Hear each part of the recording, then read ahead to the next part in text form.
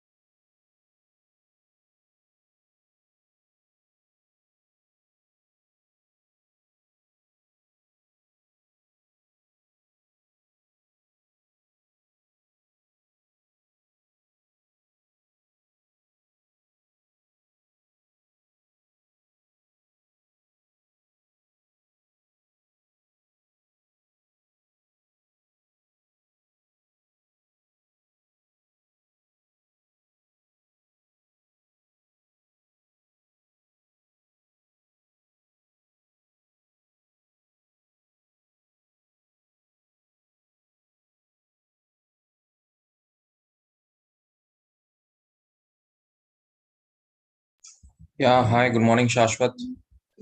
Okay, good morning, everyone. Let's start. So we'll just continue. The others can just log in the middle time, in the meantime. Okay, so let's start with the first live session. So again, as you know, this subject is split into four sessions, session one to session four. I'll just briefly take you through what we'll be doing in the first four sessions, and then we'll officially start with the first session. So if you look at session number one, today what we're going to do is we'll discuss the basics of corporate finance. So we'll talk about what is corporate finance. Should we actually call it corporate finance, or is it applicable to anyone and everyone who's running a business? What are the different types of decisions that you take in corporate finance, and how companies change from the introduction stage to growth to maturity to the decline stage, and what sort of decisions are to be taken when you are at the introduction stage, and let's say what sort of decisions should you focus on, let's say when you're at the declining stage or different stages of the life cycle. And then we finally touch base upon the concept of time value of money, and we look at a few numericals. These numericals would be on Excel, plus I'll also tell you how to solve them, let's say using the table. So today's session, we basically look at corporate finance, we look at the decisions, we look at the fact that focus in corporate finance changes across life cycle. Corporate finance is universal, and if you don't follow the basic principles, you'll end up paying a price. And then we also look at things like how shareholders control the management. They control it through an EGM and the board meeting. And we look at few live examples of companies where the control is with the promoters, with the government, with the lenders, and what happens when you have these sort of companies as such. And then towards the later part in today's session, we focus on time value of money, where we look at two things, which is basically compounding, which is future value, and discounting, which is present value. Then in the next session, we deep dive into the concept of time value of money. And we again look at the basic concepts of capital budgeting, which is investment decision. So when we look at time value of money in session number 2, we will look at present value, future value. We'll look at perpetuity, we'll look at annuity, and we look at a lot of questions that, let's say, we'll have to face in our day-to-day life, and how do we come up with the solutions for all of them. So all of this, again, we'll be doing it on Excel. Again, I'll tell you how to do the same thing using, let's say, a table also. And then we look at investment decisions. So that's your basics of capital budgeting or your introduction to investment decision. In the third session, we continue with investment decision. So this is where we focus more on what are the components that the company would be looking at when it is doing some sort of an investment, when it is investing, let's say 1,000, 10,000, 20,000 crores, or maybe a few $1,000,000 or whatever it is. Then what are the factors which are to be considered, be it market factors, be it quantitative factors, qualitative factors, how do they evaluate these factors? We look at things like sensitivity analysis, scenario analysis, and we also look at the fact that when you're doing decisions in, let's say, investments, or you're trying to implement a project and a lot of money is involved, then what you focus on is cash. You don't focus on profits. So the focus shifts from profit to cash. And then finally, if you're implementing a project, what tools and techniques do you have to see that you are taking up a good project and those bad projects are rejected? So there are like 6-7 techniques. We'll look at 2 of these techniques in the third session. We have the payback period and the discounted payback period. And finally, in the fourth session, we look at the remaining techniques. So we look at NPV, we look at profitability index, IRR, we look at your equivalent annualized net benefit and capital rationing. And we also look at the concept of cost of capital, because it's extremely relevant that you should not raise money at 10% and invest it in projects where the return is, let's say, 6% or 7%. So common sense says that the cost should be less and the return has to be more. So how do you determine that cost, which is your cost of capital? So this is the flow of your content. So let's look at the first one, which is basics of corporate finance, or what is corporate finance. Anyone who can tell me what is corporate finance? Yeah, anyone who's gone through the notes, the async content. What is corporate finance? What we basically look in corporate finance? Yeah, anyone?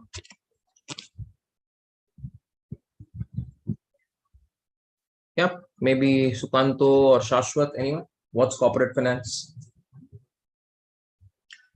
Managing corporate investments, fine. Okay, so you look at investment decisions. Anything else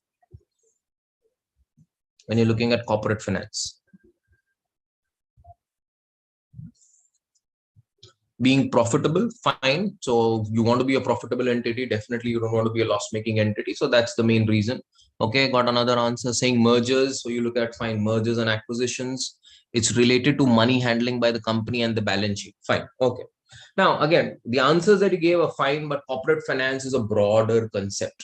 Now, again, like you said, if I go to an investment banker, maybe let's say if I go to Goldman Sachs or Morgan Stanley or maybe Bank of America, Merrill Lynch, or any of these investment banks, their opinion about corporate finance is that corporate finance deals with mergers and acquisitions. Corporate finance would deal with fundraising, because this is typically what an investment bank is involved in. But if you look at a typical company, you get in touch with a CFO, he will have his own broader view of what is corporate finance. He will say corporate finance basically deals with 3 things. It deals with investment decision, where to invest the money, which projects to be undertaken. Should I go for M&As? If I have excess assets which I don't need them, should I get rid of them and sell it off? So that's basic investment decision. Then it also looks at financing decision. So financing decision is, from where do I raise money? Should I raise money through equity or should I take a loan? So I go to a bank, maybe SBI, HDFC, HSBC, Shanghai Bank, whatever it is, and take loans. And what should be the proportion? Should I take more of debt? Should I have more of equity? All of that gets covered in financing decision. Finally, once you've raised money and you do your investments and you're running your business and you start generating cash, then you also start focusing on dividend decisions. What do you do with that cash? Do you retain it? You use it for expansion purpose? Or if you don't have investment options, then you give it back to the shareholders. Question is, how much do I give it back to the shareholders? Again, do I give it back in terms of dividends, or maybe I do a buyback? You look at a lot of IT companies, tech companies, when they have to give cash back to the shareholders, it's not given, let's say, generally in terms of a dividend, but generally they prefer a concept of buyback. Again, we'll cover this later, but then these are the basic broad three decisions that are taken in corporate finance. In fact, if you look at corporate finance deals with anything and everything which involves the use of money. So whether I'm looking at a marketing department also deals with finance or corporate finance. Can you tell me, how is there a linkage between marketing department and corporate finance? Anyone? Marketing department and corporate finance, how are they two interlinked?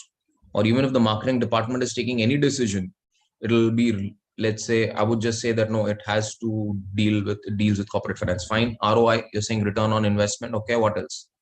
Yep. A decision, they somehow influence the investment decisions. Look at the typical decisions that are taken by the marketing department.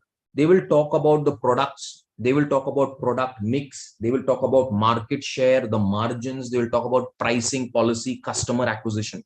All of this involves money. The moment money gets involved, it's corporate finance. Look at accounting. If you're working, let's say, in the accounts department, you typically give me the raw material, the balance sheet, the income statement, everything, on the basis of which we'll do forecasting and projections, and we come and see whether the investments are to be done or not. So accounts deals with corporate finance, marketing deals with corporate finance. Do you think HR deals with corporate finance, human resource department?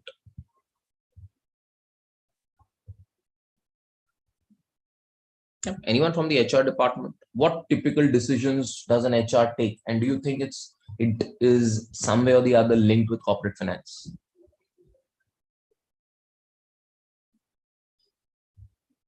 I mean, if you look at HR department, it deals with recruitment, salaries, tax planning, increasing efficiency, training of employees. All of this deals with money. So anything that deals with money is a part of corporate finance. Even if you look at the production department, I mean, what is the job of a production department? Their job is to ensure that the goods are produced on time, to increase efficiency, reduce wastage. Again, it deals with money. So be it accounts, be it, let's say, HR, be it marketing, be it operations, all these departments deal with corporate finance, or I would say they are a part of corporate finance, because some way or the other, they're taking one of these three decisions. Now, anyone who can tell me what's the goal or objective of corporate finance? So I know that, okay, I take these three decisions, but what's the goal or objective? There's one singular goal or objective in corporate finance. Anyone who can tell me what's your goal or objective in corporate finance?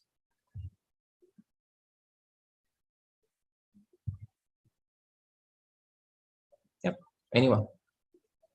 Somebody from the finance domain should be knowing it, to get a sense of where the organization is headed to. Fine. Okay. Effective and efficient utilization of money. Fine. Okay. Anything else? Yeah. So I got two answers: where the organization is headed to, efficient use of money. Okay. The singular objective of corporate finance is to increase the value of the business, to increase the value of the firm. Now, how do I increase the value of the business, or how do I increase the value of the firm? I've got a lot of stakeholders. So whenever you're running a business, you have stakeholders in terms of shareholders, you have lenders, you've got government, you've got society. Now, it's extremely difficult to keep everyone happy. So, of course, you'll try to keep everyone happy, but then some way or the other, maybe you'll be able to keep, let's say, 80% of the, or maybe 90% of your stakeholders happy. Balance 10% of the people may not be happy. They'll feel, no, they're not being catered to, their requirements or needs are not being looked into. So, if I'm running the company, I'll basically try to ensure that that target group or that stakeholder who's the most important, that person's need is taken care of. And that stakeholder who's extremely important is the shareholder. A shareholder is one of the most important stakeholders in the company, because the shareholders are the ones who basically hire and fire the top management, and the top management is answerable to the shareholders. So the top management can question the shareholders can question the top management in the AGM, which is your annual general meeting.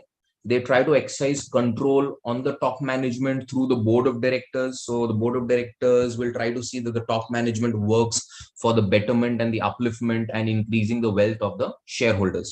So instead of, let's say, keeping everyone happy, my basic goal becomes that I should keep the shareholders happy.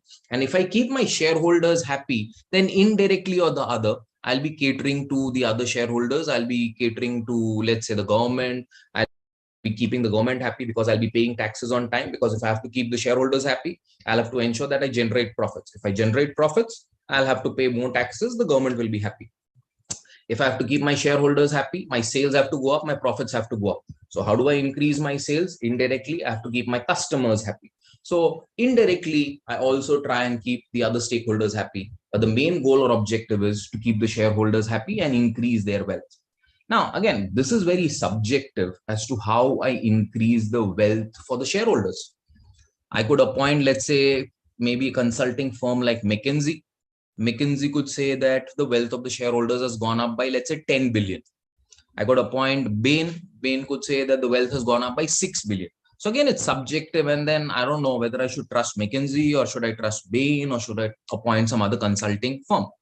So to avoid this ambiguity, finally, increasing shareholders' wealth boils down or narrows down to increasing share price, because shares are listed on the stock exchange, they're getting traded. You know what's the share price, whether it's going up or down. So finally, the narrowed version or the goal or objective of corporate finance becomes increasing share price.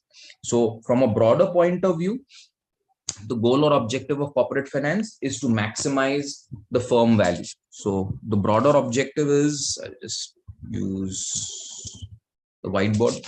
So the broader objective is to maximize the firm value, which finally boils down to increasing shareholders' wealth, which finally narrows down to increasing the share price. So this ultimately becomes the singular objective, that I have to do something to increase the share price. If I increase the share price, I'll increase the shareholders' wealth. Shareholders are happy. I'll be taking care of my customers, the government, the society. I'll be paying my loans on time. So even if the lender is happy. Any questions or any doubts still here? What is corporate finance and what is the singular goal or objective of corporate finance?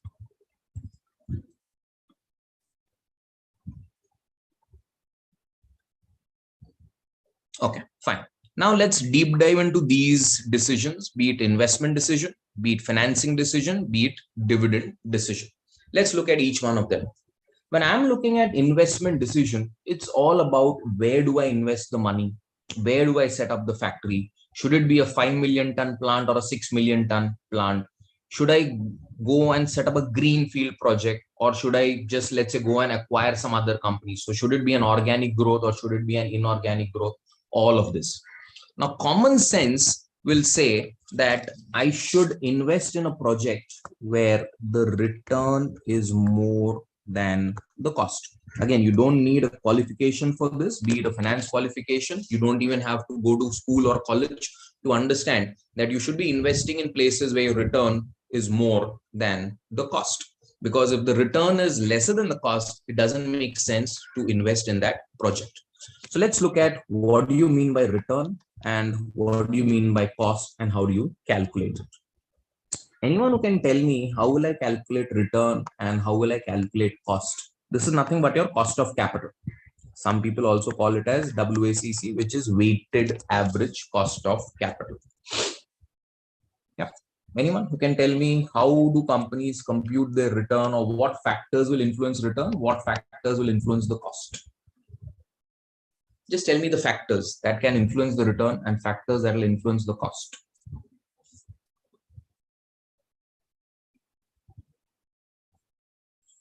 Yeah, anyone who wants to try? Factors influencing return, factors influencing cost. Okay. If I'm looking at the return which is generated by the company, this basically depends upon two things. One is the amount of cash flows that you're generating, and also the timing of the cash flow. So let's say I've got a project which has a life of 5 years. So 0, 1, 2, 3, 4, 5. When are these cash flows getting generated? Are they getting generated in the first year, second year, third year, fourth year, fifth year? Or I generate nothing in the first 2 years and all my cash flows are getting generated in the third year, fourth year, fifth year? It's better to receive the money earlier than receiving the money at a later stage, because of the concept of time value of money. Again, take a simple example, day-to-day example. Somebody says, you want 1,000 rupees today, or you want 1,000 rupees after 10 days. Which one would you prefer? Getting 1,000 rupees today or getting 1,000 rupees after 10 days? All other things being constant.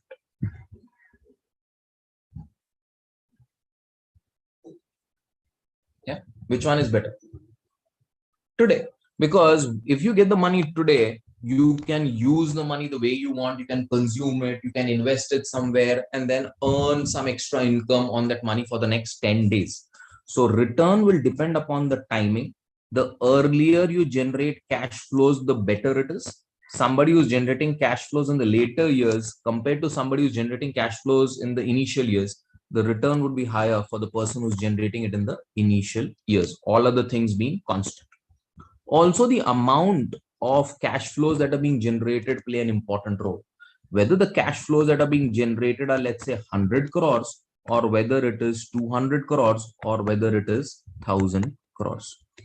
So all other things being constant, I have two entities, X and Y.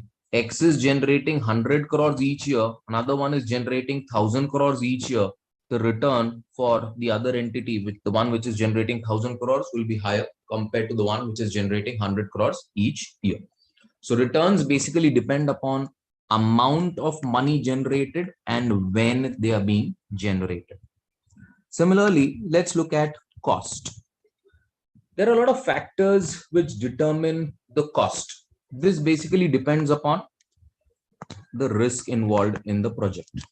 So I've got two companies, X and Y. So let's say I've got Tata Steel and let's say Jindal's. Tata Steel have access to their raw material. They've got captive iron ore mines. So the risk over here would be less. And let's assume Jindal's don't have access to captive iron ore mines, which means I'm dependent on a third party to get access to raw material. So if I'm implementing a project, I want to set up a plant, the risk for X would be lower compared to the risk which is involved when Y is implementing the same project. And higher the risk, higher the cost, lower the risk, lower the cost. So risk is a very important factor as far as cost is concerned, and returns depend upon the amount and the timing of the cash flows. Now let's try and understand this concept of investment decision with, let's say, with the help of one or two real life industry examples. You've heard about this company Anchor Group. Yeah. What is this into? What do they basically do? Got a question. Return isn't calculated basis the percentage over investment. The return that you are referring to, Shashwat, that is known as ROI, return on investment. So you're saying that, okay, I have invested 1,000 crores. On this, I've generated 500 crores. So what is my return? 50%. The return that I'm talking about is IRR, which is internal rate of return, which we'll basically look at, let's say, in the third lecture or maybe in the second session. So I'm focusing on internal rate of return. So when you're looking at returns, returns could be from different points. So somebody could say it's return on investment. Somebody could say it's return for the equity shareholder. Somebody could say it's return for all the people, which is return on capital employed. But I'm just talking about from the point of view of IRR, the return that is being generated by the project. Okay. Coming back to this company, Anchor Group. What does this company into? What does this company make? Which products? Switches. So it's basically into electrical switches, wiring, so on and so forth. Now, again, let's go back to a bit of history of this company. This company was making electrical switches, wires, and everything, and it was doing pretty well in the 80s. Now, in the 90s, when liberalization was happening, they somewhere felt that once the market is open and you're no more a closed economy, foreign players will come in and they might face a lot of competition.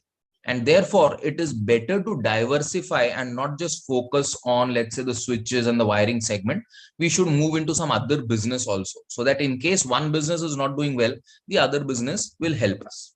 So they approached a lot of consultants, maybe 3-4 consultants, and the consultants finally said that you should do something which is related to, let's say, the food business, the consumer product business.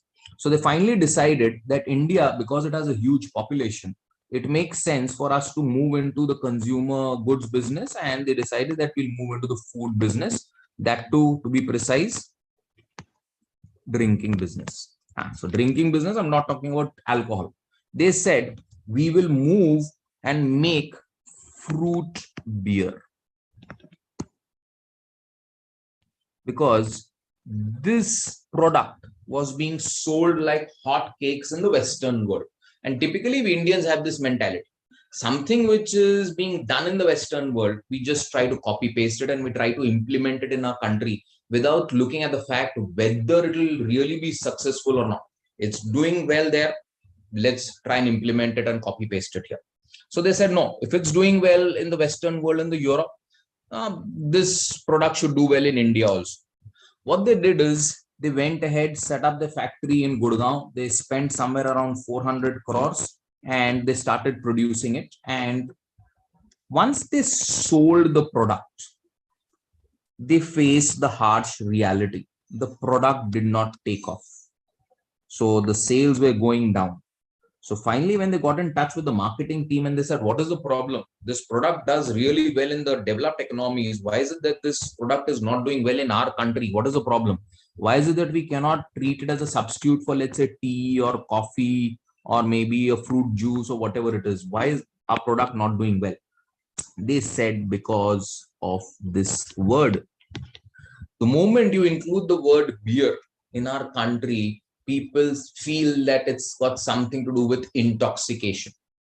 So they said fruit beer as such is not working because you've included the word beer. So before you launch a product and you invest huge sums of money, it's always good that you do a proper market research. And even if you are setting up a plant, don't go and invest huge sums of money upfront. Try to stagger it. So don't say that, no, I'll set up a world-class plant, one of the biggest plants, spend 1,000 crores, 10,000 crores. No, start on a small scale basis. See if the product is really doing well, people like it, and then slowly and steadily expand your business. Look at another group, not the Anchor Group. So Anchor Group, let's say this product did not do well. Let's look at another group. Look at Nirma. When Nirma came into existence in the 80s, what was the product that they were involved in? Yeah. What did they make in the 80s when they came into existence? So in the 80s, Mr. Karsan Bhai started this company, washing powders. So somewhere in the early 80s, when Mr. Karsan Bhai used caustic soda and started making detergents, he was quite confident about his product, about the quality of the product. But look at the two different approaches over here. He did not spend 400 crores upfront and set up a factory. He said, no, I will first sell the product to my relatives. So he started first selling the product to his relatives. He got the feedback from them. Whatever changes were to be done, he implemented that. Then he started selling it in his society. So from relatives, he moved to a bigger area, a bigger market. He said, okay, let's look at the nearby people, the society, and get their opinion and start selling the product to them. And he priced it properly. Then finally, when he realized that, okay, his relatives are liking it, the people are liking it, that's when he said, okay, now I'll set up a factory and now I'll do a proper production and we'll have a proper plant. So again, he did a proper market research, a survey. What are the problems, whether it is in terms of pricing, whether it is in terms of quality. He did not go all guns blowing and spend 10,000, 20,000 crores and said that I'll set up state of the art plant. No, start small. And as and when you realize that your product will do well, people are accepting it, that's when you should expand your business. So that's basically your investment decision. Any doubt with investment decision before we look at the next one, which is a financing decision?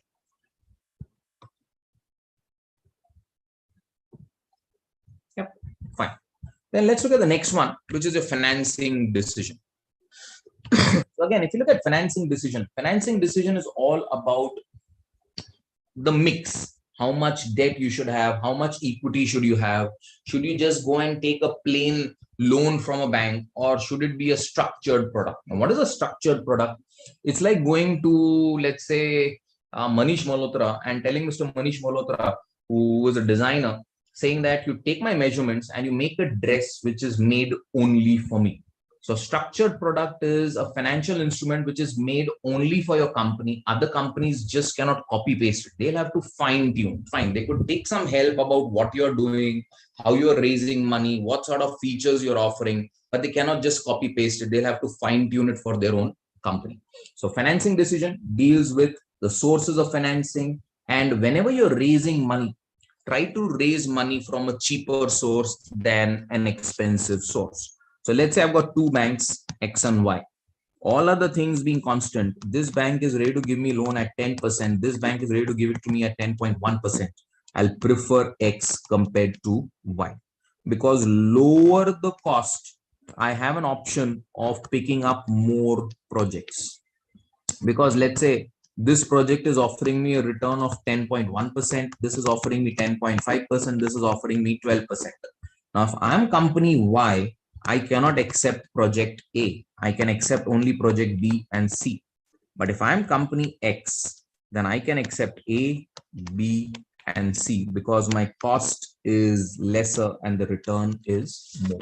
So you should always try to keep your cost on lower side so that you have an option of accepting more projects, and then you can pick and choose which project you should actually choose. So it's not necessary that you pick up and choose all three. Maybe you just want to pick up and choose one. Then you can pick and choose which one to go. Should you go for A? Should you go for B? Should you go for C? You look at other factors also and not just the returns. Let's take a few examples. Let's say I'm looking at an infrastructure company. I'm just coming to Adani Group, so don't worry. So you just said that the best example of smart financing decision would be the rise of Adani Group. I was just coming to this. So that's the reason why I said infra companies. Let's look at, let's say, the Adani Group. They are into ports and all of this. So they have a decent exposure to infrastructure business. Now, if I'm looking at an infrastructure company, which is basically into ports, roads, bridges, let's say collecting tolls, or maybe steel, cement, whatever it is, but it's capital intensive. I have a lot of fixed assets, non-current assets. These companies should generally take a long-term loan, or should they take a short-term loan? If I'm an infrastructure company, should I prefer long-term or short-term, and why? Long-term. Okay, I've got an answer, long-term. Why do you think, Sukanta, long-term? And why not a short-term?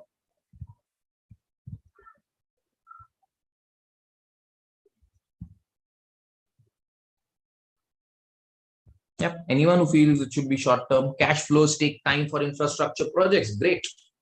If I'm implementing an infrastructure project, let's say I'm making a port or a road or a bridge or maybe an airport, then building that airport itself could take me, let's say, 8-10 years, and I'll start generating revenue after that for the next 30, 40, 50 years.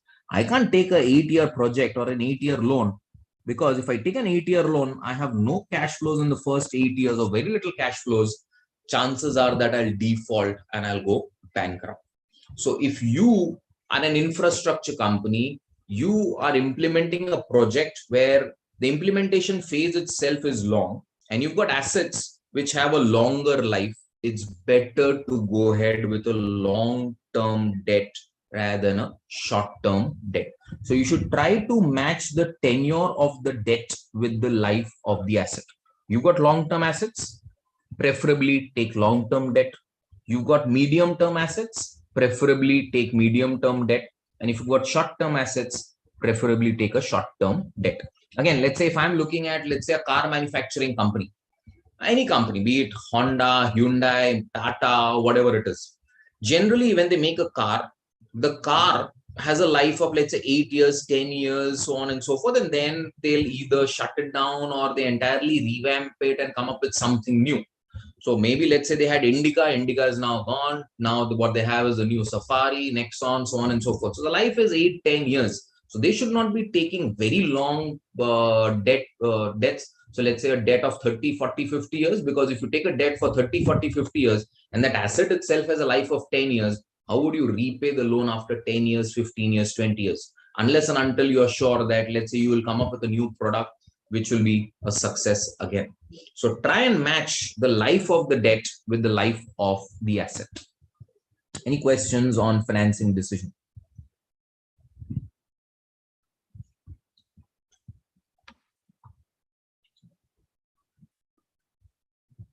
Okay. Take one more example. Let's say I've got a company where majority of the revenue is in terms of dollars or euros. In which currency should the loan be taken? All other things being constant.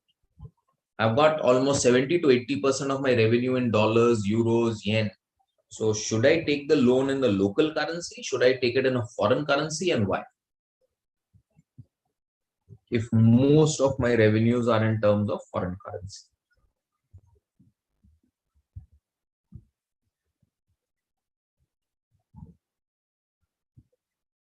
Yep. Anyone? It should be in terms of a foreign currency, because that acts as a natural hedge for you. Because you're saying that you take loan, which means money is coming in terms of dollars. Similarly, the repayment will also be in terms of dollars. So whether the dollar appreciates or depreciates, then you don't take a hit. Otherwise, what will happen is, let's say you take a loan in terms of rupees, but your cash flows are in terms of dollars. Then in that case, you will be exposed to all the foreign exchange risk, because if the dollar appreciates or depreciates, that will have its own impact on the loan repayment capacity, which is in terms of rupees. So again, try to match your currency of the debt with the currency in which you're generally generating revenue. Try to do that. Again, there will be instances where you could have exceptions, or maybe let's say you're generating almost 90% of your revenue in dollars, but you don't have 90% of the loan in terms of dollars, maybe 50%, 60% for the others. Maybe you've entered into a forward rate or you've hedged it, it's fine. But then if you don't do that, then there's a big risk involved, and you could take a hit in future if suddenly there's an adverse movement in the foreign exchange rates. Then let's look at the third decision, which is your dividend decision. Now, if you look at dividend decision, again, dividend decision, it's all about what to do with the cash. So let's say if I am trying to invest money in a project and the return from that project is 12%, but the cost that I'll be incurring to raise money is, let's say, 14%, it's better not to invest money in the project. And let's say if this is happening with me on a consistent basis, I'm not able to accept projects because the return is less and the cost is more, then it's better for the company to return cash back to the shareholders.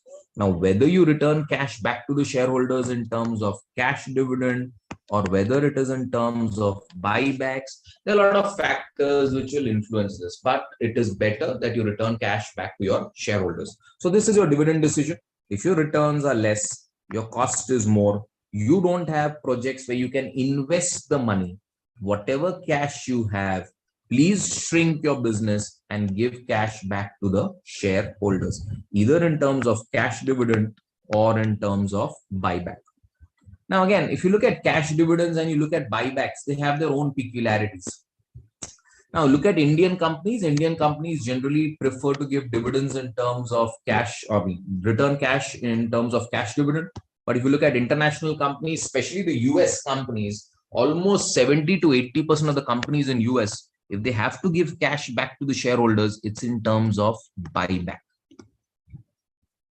They don't prefer cash dividends. They generally prefer a buyback. Now, whether, let's say, you will give dividends or you will do a buyback will also, let's say, depend upon the type of shareholders that you have or a clientele base that you have. Now, if I'm looking at a company like, let's say, Apple, this company needs a lot of cash for growth and expansion purpose. You need money for R&D. Okay, I've got a question. What is a buyback? Yeah, anyone who can tell me what's a buyback? A lot of Indian companies, IT companies do buybacks. Generally, if you look at Indian companies, IT companies do buyback. They have buybacks. What is a buyback? Anyone who can tell me what's a buyback? Company buys back the own shares from the market. Fine, great, Suparno. Now, let's say I'm a company like TCS. I've issued, let's assume hypothetically, 10,000 shares in the market. So these 10,000 shares were issued, let's say 20 years back. So you are a shareholder, you've got some shares. I'm a shareholder, I've got some shares. We have all these shares of TCS. Now, TCS feels that I have got some cash, which has to be returned back to the shareholder. But then I don't want to give it in terms of cash dividend. I want to do a buyback. Now, why do I want to do a buyback? Because I feel it's better to invest the cash back in my own company rather than giving cash to the shareholders in terms of dividends, and they will use this money and invest the money, let's say, in some other company. So I am optimistic about my own company. I feel that my company is really doing well and it will do better in future. Therefore, I could prefer, let's say, a buyback instead of a dividend. Plus, if you look at dividends, dividends are also known as sticky, which means once you start declaring dividends and you start declaring dividends on a regular basis, then people expect that you will give dividends. And the year you don't declare dividends, they feel something is wrong in the company and your share price could take a hit because some people might just sell the shares and move out. But on the contrary, look at a buyback. Buyback is something which doesn't happen every year or every quarter. Company feels like giving cash back to the shareholders, I will give cash back in terms of buyback. If I don't have cash or I don't want to give cash, I will not do a buyback. So it's not sticky. You decide when you want to do a buyback. The problem with dividend is it becomes sticky and people then start expecting dividends from you. So they build up that expectation. And if you don't fulfill that expectation, then they feel that no, something is really wrong with the company. Okay, got a question. Got a statement. Dividend decision also depends upon how much debt a company has, as in the creditors get priority for payment. Of course, see, dividend is all about the cash repayment. So companies which have a lot of, let's say, debt. So let's take an example. Let's say I've got a company X Limited and I've got another company Y Limited. This company has a debt of 10,000 crores. This company also has a debt of 10,000 crores. But this company, let's say, has a lot of cash. This company doesn't have a lot of cash. It has cash to make the loan repayments, but doesn't have a lot of cash to give dividends. Company X, in spite of the fact that it has a huge debt figure, because it is sitting on a huge cash balance, would be in a much more better position to declare dividends than, let's say, company Y. So dividends that are to be given back to the shareholders will depend upon what is your existing requirement and how much money you need in future also. So if you feel that no, in future I'll need cash, so let's retain some cash, companies may declare less dividend. If you feel that no, I am not getting good projects, I will not get good projects, let's say for the next 1 or 2 years, then it's better to give cash back to the shareholders. So it's not just the amount of debt, but it also depends upon what is your existing and future requirement.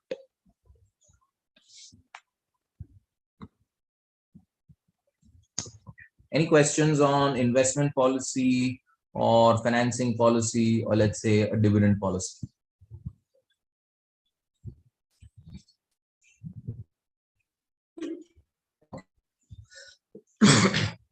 Then, like I said, investment, or let's say corporate finance, is all about common sense.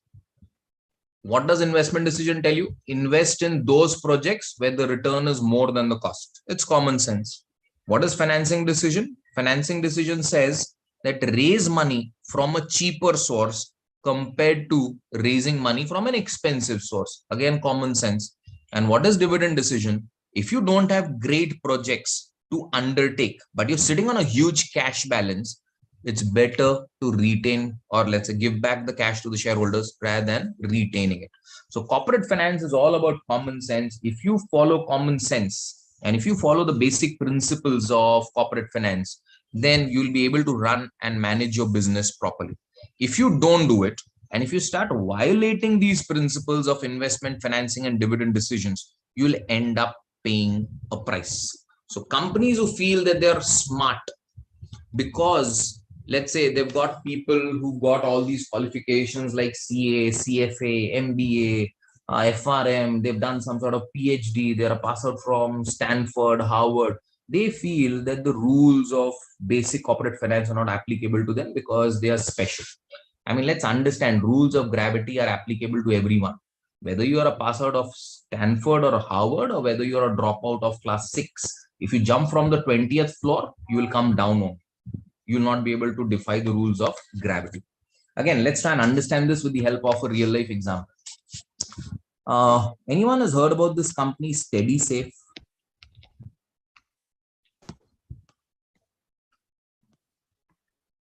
A cab company in Indonesia. Anyone? Any idea? It was a cab company, a taxi company in Indonesia. Anyone?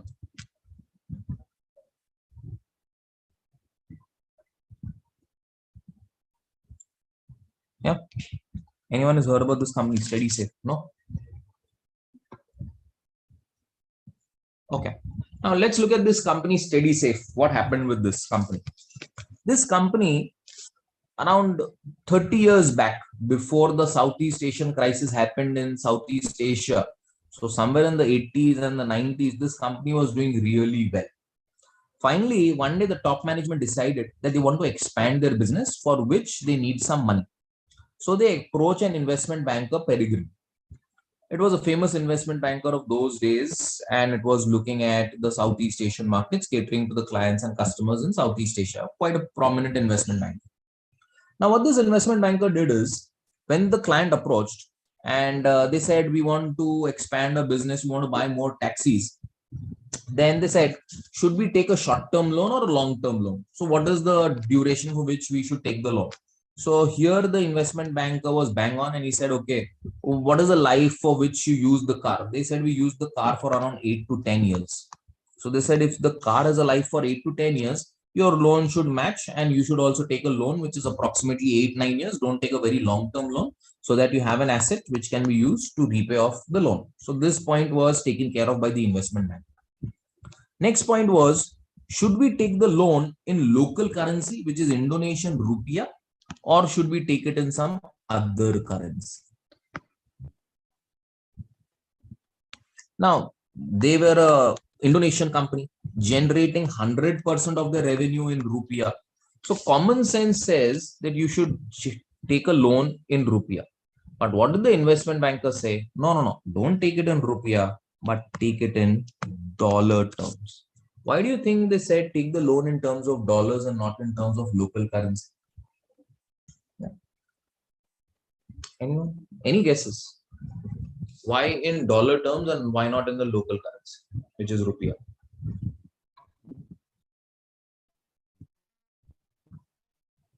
Less fluctuation. In fact, if you take a loan in terms of any currency, be it dollars or yen or euros, you will get exposed to foreign exchange fluctuation. I mean, you want zero fluctuation, you should have taken it in rupiah terms. Why did they say dollars? Yeah, come on. Anyone? Any other guess? Not in the local currency, but in terms of dollars. Okay. If you've been reading newspapers, you find a lot of companies today, they go to the Western world and they raise money over there in terms of dollars or euros rather than raising money in terms of rupees. So they don't go to an Indian bank and take a loan. They would take a loan from a foreign bank in dollars or euros. Why do they do that? What is the logic? Why do they prefer taking a loan in dollars or euros rather than taking a loan in Indian rupees? Even today, a lot of companies do it. Why?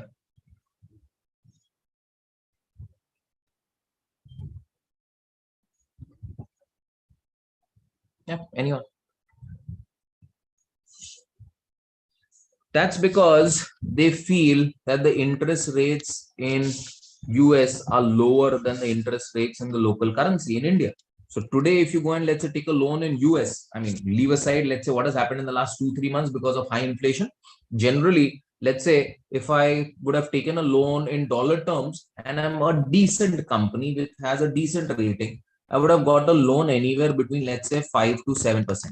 But if the same company goes to an Indian bank and takes a loan, they would have got a loan at, let's say, anywhere between 9 to 12, 13%.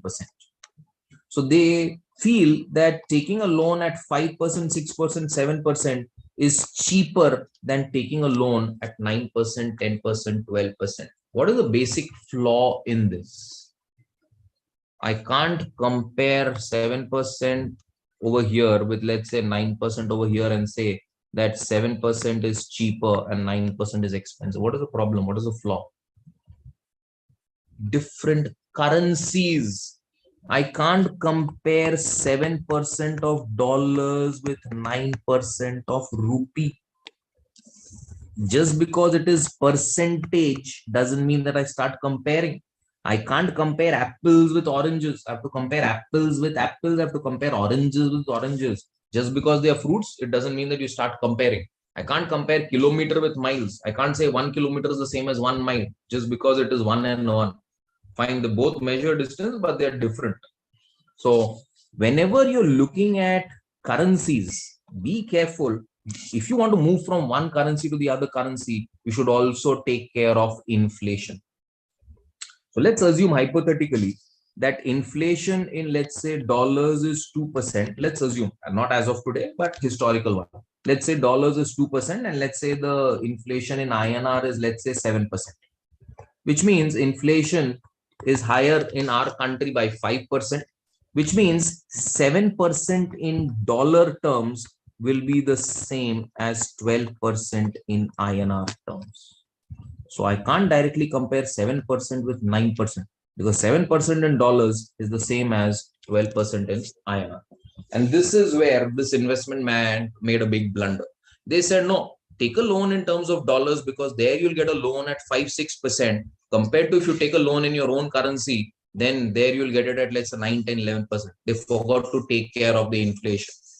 Now, for the first few years, things went off well because the exchange rate was fixed, it was pegged. So there was no appreciation, depreciation, everything went off fine.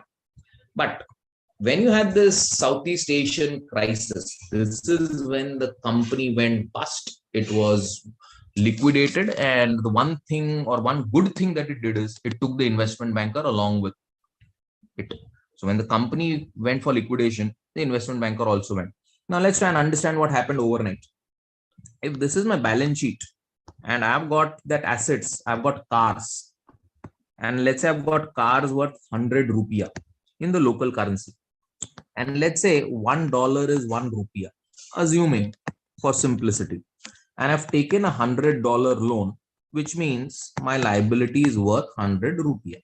So I've got a debt worth $100, which is the same as 100 rupiah. And because the exchange rate is pegged, it is fixed, $100 is 100 rupiah. But Southeast Asian crisis happened, countries had to devalue their currency. And over here in Indonesia, the currency went down by approximately 60 to 70%. Now your assets are in rupees, but your liability is technically in terms of dollars because you have to pay the loan in terms of dollars. Now, $1 was 1 rupee till yesterday, but today to pay that same $1, you will need 1.6 or 1.7 rupiah, which means now your liability is not 100 rupiah, it becomes 170 rupiah. So 100 of assets vis-a-vis 170 of liability, it's but obvious that you'll go down the drain. So finally, the company went down the drain, but it took the investment banker along with it. So again, in a nutshell, whenever you're taking an advice from a consultant or a big brand, listen to it, but do your own analysis, use common sense, because there are times when these investment banks feel that they are great and whatever they say is, let's say, I mean, the final line, nobody can change it, nothing will happen. It doesn't work that way in real life.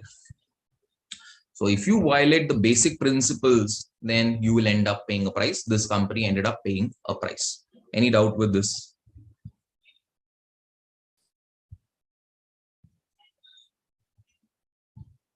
Okay. Then let's look at how the focus on corporate finance changes over life cycle, which means I could be at the introduction stage, growth stage, maturity stage, or the decline stage. And then whether I should be focusing on investment decision, financing decision, or dividend decision, these decisions would keep changing. Let's look at the life cycle of a company. The company basically goes through four stages. So you'll have your introduction stage, growth stage, maturity stage, and the decline stage. Introduction, growth, maturity, decline. And the company has to take three decisions: investment decision, financing decision, and dividend decision. Can you tell me, when I'm at the introduction stage, should I be focusing more on investment decision, financing decision, dividend decision, and why? So the focus will be on what? Investments, financing, dividend, and why?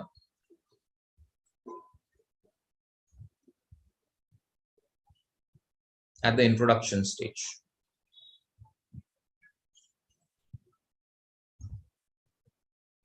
Investment and financing to start up the business. Okay, so got one answer, that the focus has to be on investment decision and financing decision.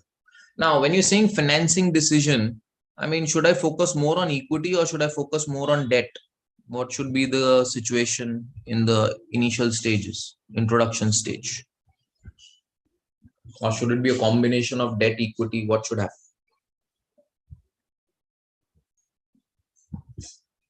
Preferably equity.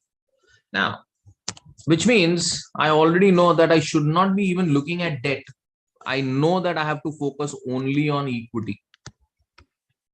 So as far as financing is concerned, I should be looking only at equity. As far as dividends is concerned, I should not be paying dividends.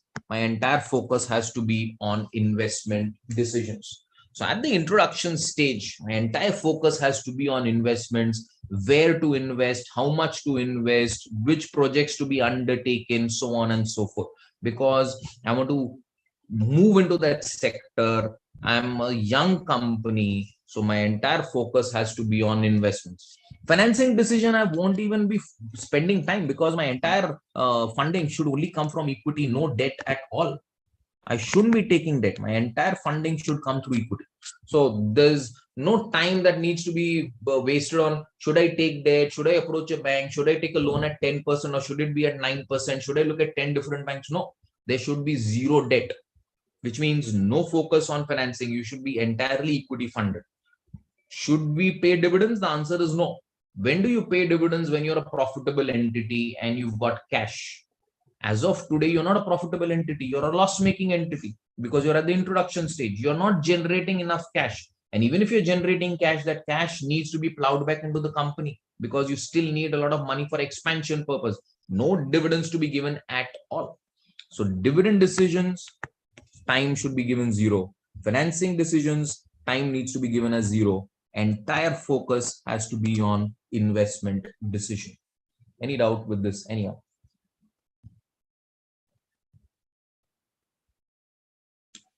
Yep. Okay. Let's look at the next one, which is a growing company, a company which is at the growth stage. Should it focus on investment, financing, dividends, combination of these three? What? When you're at the growth stage. Okay. But how does it work for startups of today who start with cash burning stage, which obviously involves a lot of debt? That's the worst thing that startups do when they take debt. A startup should never take debt. First of all, tell me, if you take debt, you'll have to give collaterals. As a startup, do you have a lot of non-current assets which can be given as a collateral? The answer is no. Second, if you take debt, you'll have to do repayments. The banker will definitely tell you to do the repayments. The banker will not keep waiting saying that, okay, after 10th year, you will turn profitable, then you start the repayments. No, the banker will say, okay, I'm ready to wait for 6 months, 1 year, but after that, start the repayment. Now, today itself, you are burning cash. You don't have money to sustain your own business. On top of that, you take debt. It's like another sword hanging on your head. I mean, look at Tesla. Tesla taking debt. Why the hell do you take debt? Come on, you should not have taken debt. Elon Musk, when he took debt around 2 years, 3 years back, that should not have been done. You don't take debt as a startup. It is better to give up some equity in a company which is in existence than to have 100% equity in a company which will collapse in 1 year because you have taken too much of debt. And once you start defaulting, they'll drag you to court. So as a startup, you should not be taking debt at any cost, even if it is at 2%, 3%, 4%, nothing. I should be taking equity. No debt. I don't want extra burden on my head in terms of repayment of interest, in terms of repayment of principal. Yeah. Any other question? So how do you see this approach of, let's say, Ola, Zomato, Swiggy, etc.? I mean, they are not at the introduction stage. Somewhere I would say they have moved to this stage. So they have moved to the initial stages of growth. Again, they should not be taking a lot of debt. They should be focusing on equity as such. So again, that's a very bad thing that happens not only with, let's say, companies which are the nascent stage, but even with big branded companies. For example, like I said, Tesla. Why did you take debt? It's a bad thing to do. You should not be taking debt. You should be focusing on equity. You should be raising money through equity. Issue more shares rather than taking debt. Because, see, at the end of the day, when you're at the introduction stage or the growth stage, you want to expand your business. Now, you want to expand your business, which means whatever money you take, you'll just expand it, buy more assets, and then you'll just pray to God that over the next 1 or 2 years, you break even. But that 1 or 2 years doesn't come. You keep bleeding, you keep bleeding, you keep bleeding. Then again, you go to another bank and you take one more loan. Then you go to a third bank and you take one more loan. So you go to the second bank and pay the loan of the first bank. You go to the third bank, you pay the loan of the second bank. But somewhere or the other, this will stop. Banks will realize that what you're doing is not correct. And someday or the other, this funding will stop. The day this funding stops, you will collapse like anything. And these businesses, again, see, what you're trying to do is you're trying to wait for the other competitor to collapse. So look at Ola and Uber. They're fighting. Somewhere or the other, they're praying to God that Ola prays to God that Uber should collapse. Uber prays that Ola should collapse. Zomato, Swiggy, they pray that one should collapse. So that once you get that market share and there's no competition, that is when you start increasing the prices. Look at what's happening in the telecom sector. What Jio did initially, they killed the market, came up with extremely low prices. I mean, Mukesh Ambani's got deep pockets. So that is fine. He can sustain losses for the next 5 years also, no problem. He'll pump in 10,000 crores, 20,000 crores on the petrochemical business. Biyani cannot sustain that. Biyani has gone for a toss. Biyani keeps giving 1 kg rice pay 1 kg free. I mean, look at what's happening. He's struggling with repayment of debt. Ambani can survive for the next 5 years, 10 years because he's got other businesses to pump in a hell lot of cash. And today, if you look at telecom sector, now they've started increasing the tariffs. So look at Airtel and Jio. Now they've started increasing the tariffs. Now Vodafone Idea is already out of picture now. And if they don't do a lot of capex and investments in the 5G spectrum, they'll be out of business only. The problem is from where do they get the money? Because even the parent entity doesn't want to give up or pump in a lot of money as far as Vodafone Idea Indian operations is concerned.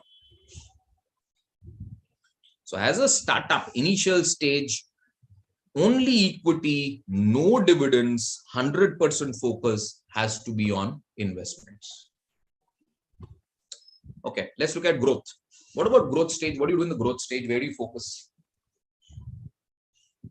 Investment, financing, dividends, what do you do? Or is it a combination? What do you do in the growth stage? Yeah, anyone? Okay, you're saying that focus has to be on financing. Okay. And what about investments and decisions? So investment decision, dividend decision, what about those decisions? Should you be focusing on investment and dividend decisions or no? Investment with financing. Okay, I've got one answer. Investment as well. Fine. Again, I'll split this into two parts. I'll say when you're at the initial stages of the growth, you're still a loss-making entity. So again, if you're still a loss-making entity, I mean, you're not generating enough cash. There's no point in taking debt. It has to be equity, which means at this stage, the focus has to be on investments. The focus will not be on financing. The focus will not be on dividends. But slowly and steadily, as these companies grow and those losses turn profitable, and you move towards the later part of the growth stage, now you are making money, you're generating profits, you're making cash, you are a big company now because you're expanding your business. This is when you can start approaching banks and you can start looking out for debt, start looking out for loans. But again, it doesn't mean that you take too much of a loan, because you're still a growing company, you still need cash for expansion purpose. So towards the later part, focus will be on investment and financing, but still no focus on dividend. Initially, the focus has to be only on investment, not on financing, not on dividends, because I will not pay dividends. I need money for my business. Leave aside giving back cash to the shareholders. Any doubt with the growth stage before we look at the maturity stage?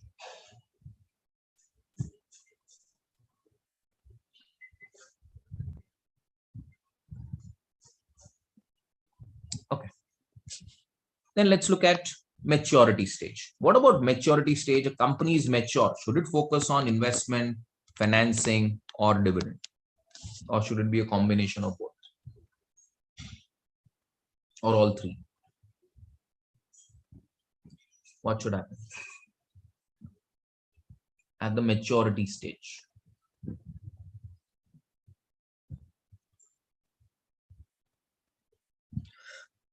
Yep, at the maturity stage, your focus should be on what?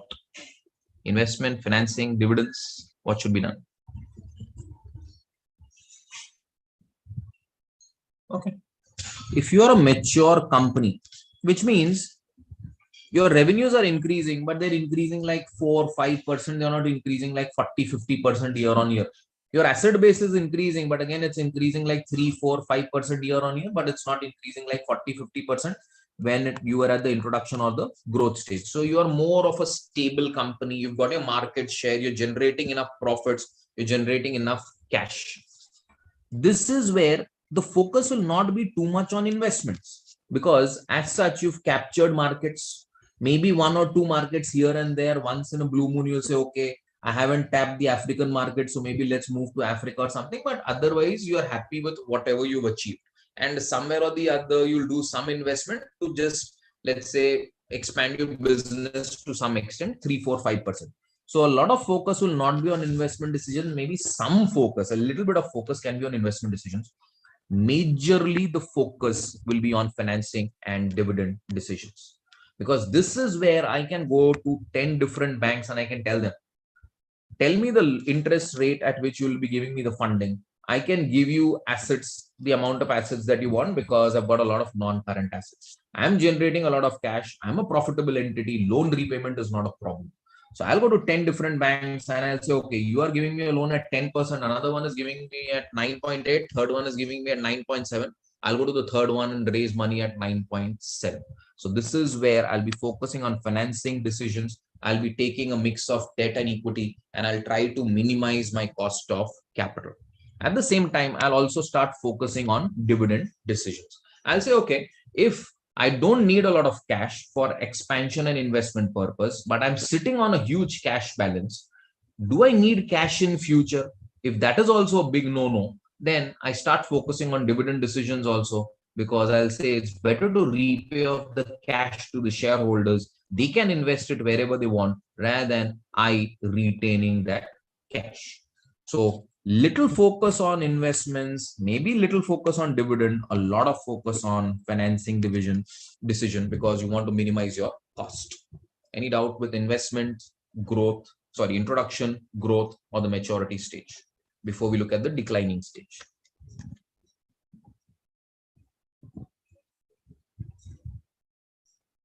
Okay, let's look at the declining stage. What will happen at the declining stage? Should you focus more on the investment or the financing or the dividend decisions? At the declining stage, the company is here. What should you do at the declining stage? Dividends. I am a company which is a declining stage. Let's say I'm a company like Supertech. Once that company has gone to NCLT and will get liquidated, I don't expect this company to come up with a new project in Gurgaon or Noida or Delhi or whatever it is. So no investments at all. Please don't focus on investments when you are at the declining stage. Your market share is tanking, you're losing out on customers, your profits are reducing, and finally, from a profit-making entity, you'll move to a loss-making entity. Even your cash will start going down. So this is where you will start repayment of cash to your shareholders. So majorly the focus will be on dividends. Give back the cash to the shareholders, give the cash back to the lenders. So you'll try to repay off your debt also as far as possible, because the sooner you repay it, the better it is, because sooner than later, I mean, either if you don't pay it, they'll drag you to court, or it's better that you start repaying the loans. So the focus will be on dividend decisions. You're looking at a lot of dividends which can be given back to the shareholders. And if you have loans, then of course, you'll try to repay off that loans and try to reduce your debt component also. So any doubt with how the focus changes when the company moves from introduction stage to finally the decline stage with respect to investment, financing, and dividend decisions?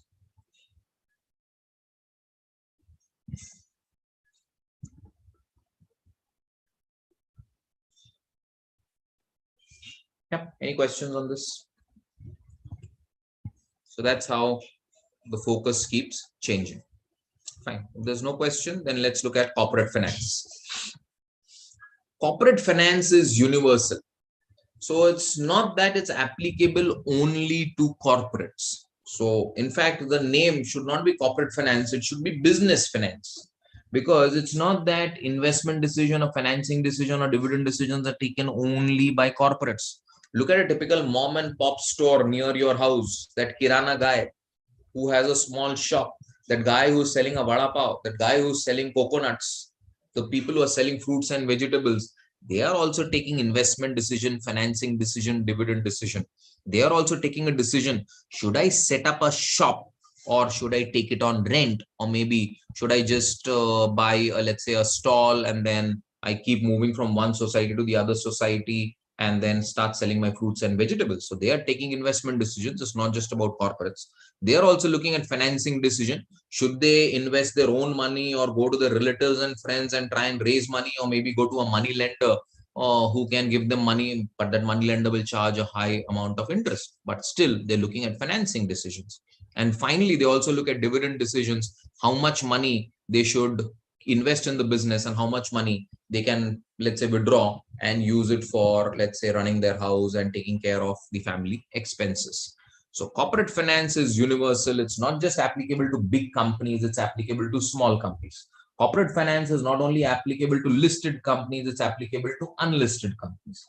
Corporate finance is applicable not only to developed markets, it's applicable to, let's say, developing markets also. So it's applicable to everyone. So instead of corporate finance, you should either call it as business finance or maybe just call it as financial management.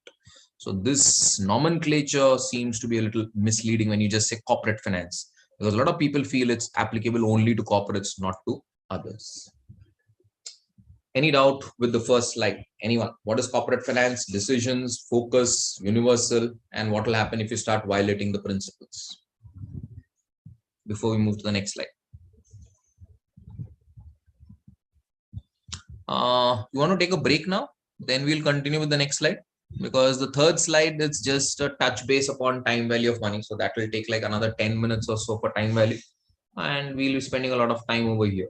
Board meetings, AGMs and all of that. Fine. So we'll take a break. And after the break, when we come back, we will try to find out whether the shareholders who are the owners, they actually control the management through AGM or board meeting, or all this seems to be only true on paper, in reality doesn't work. Similarly, we'll also look at where the power lies in the company. Do companies have differential voting rights? Do they have different classes of shares? Who holds the lender? Is it the promoter or a normal retail investor? And then finally, we look at the concept of time value of money. So it's 11:47. Let's resume at, let's say, 12 o'clock, and then we come back. Okay. So we'll come back at 12 o'clock.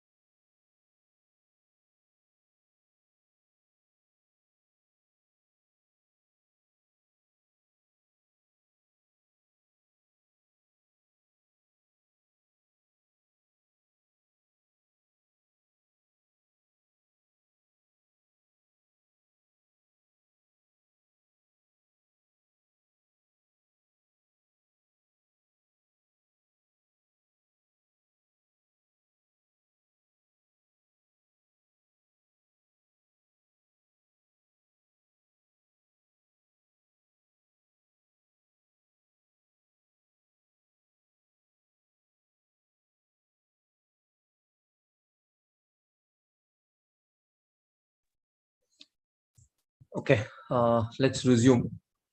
So let's move to the next slide. So the next slide says, let's accept the fact that shareholders hardly have any control on the management and they are not able to exercise any control either through an AGM or through the board of directors.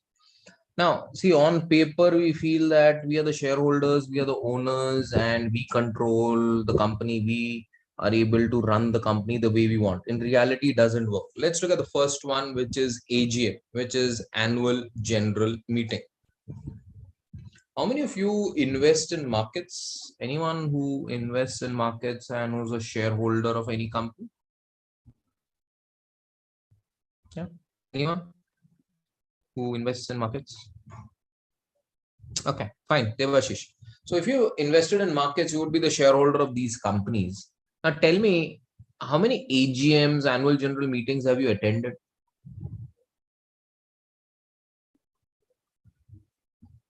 None. The fact is that most of the retail investors don't go and attend AGMs. Almost 80 to 90% of the retail investors hardly go and attend AGMs.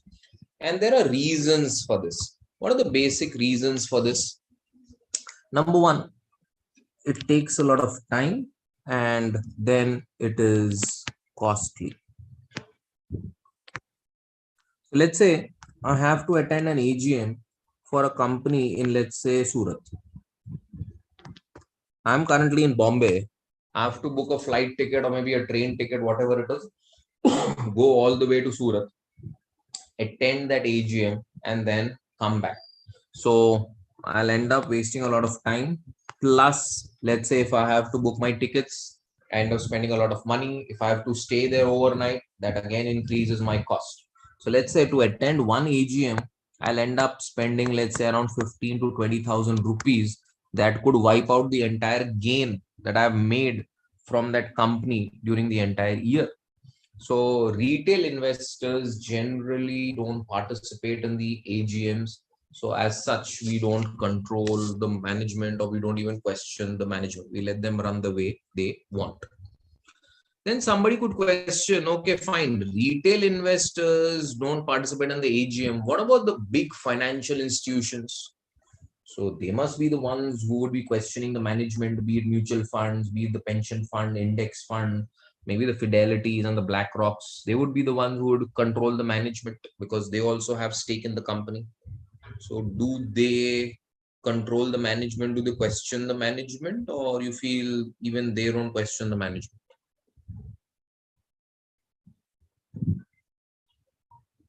Yeah. What about financial institutions? Do they ask tough questions to the management or no?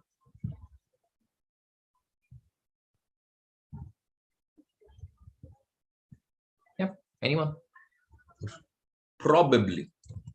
This is what should happen in reality, that financial institutions should be the ones who should be questioning the top management. They are the ones who should be asking tough questions to them. Reality, it's the reverse. Reality, even if you look at mutual funds, pension funds, the Fidelities, the Black Rocks and all these things, they also generally, in almost 70 to 80% of the cases, vote in favor of the top management. Why? There are again various reasons. Number one, conflict of interest. I'm the pension fund manager.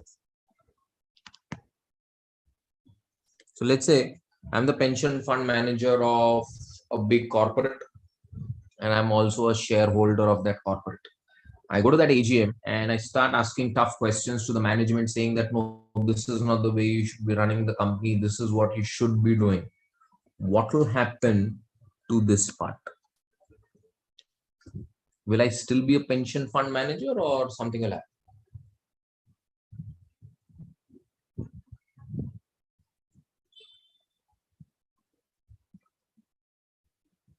Yeah. I will no longer be a pension fund manager. Okay, I got a question saying that, is it not a question about voting power as well?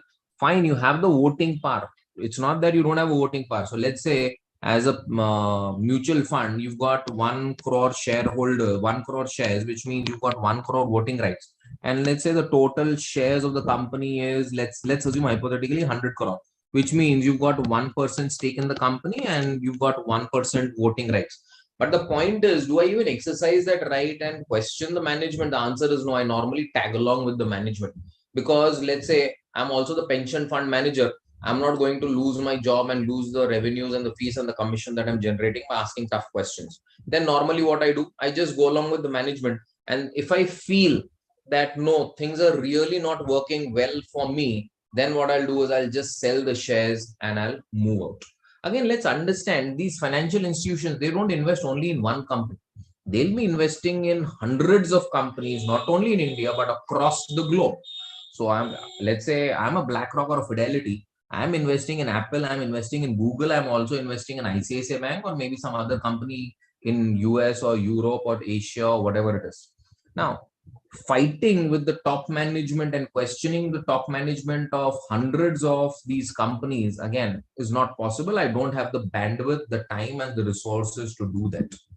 So again, various reasons why even you find that in most of the cases, financial institutions will not fight for the retail investors. So retail investors as such don't go and attend the AGMs. Financial institutions also normally tag along with the top management, or they'll just sell their stake and move out.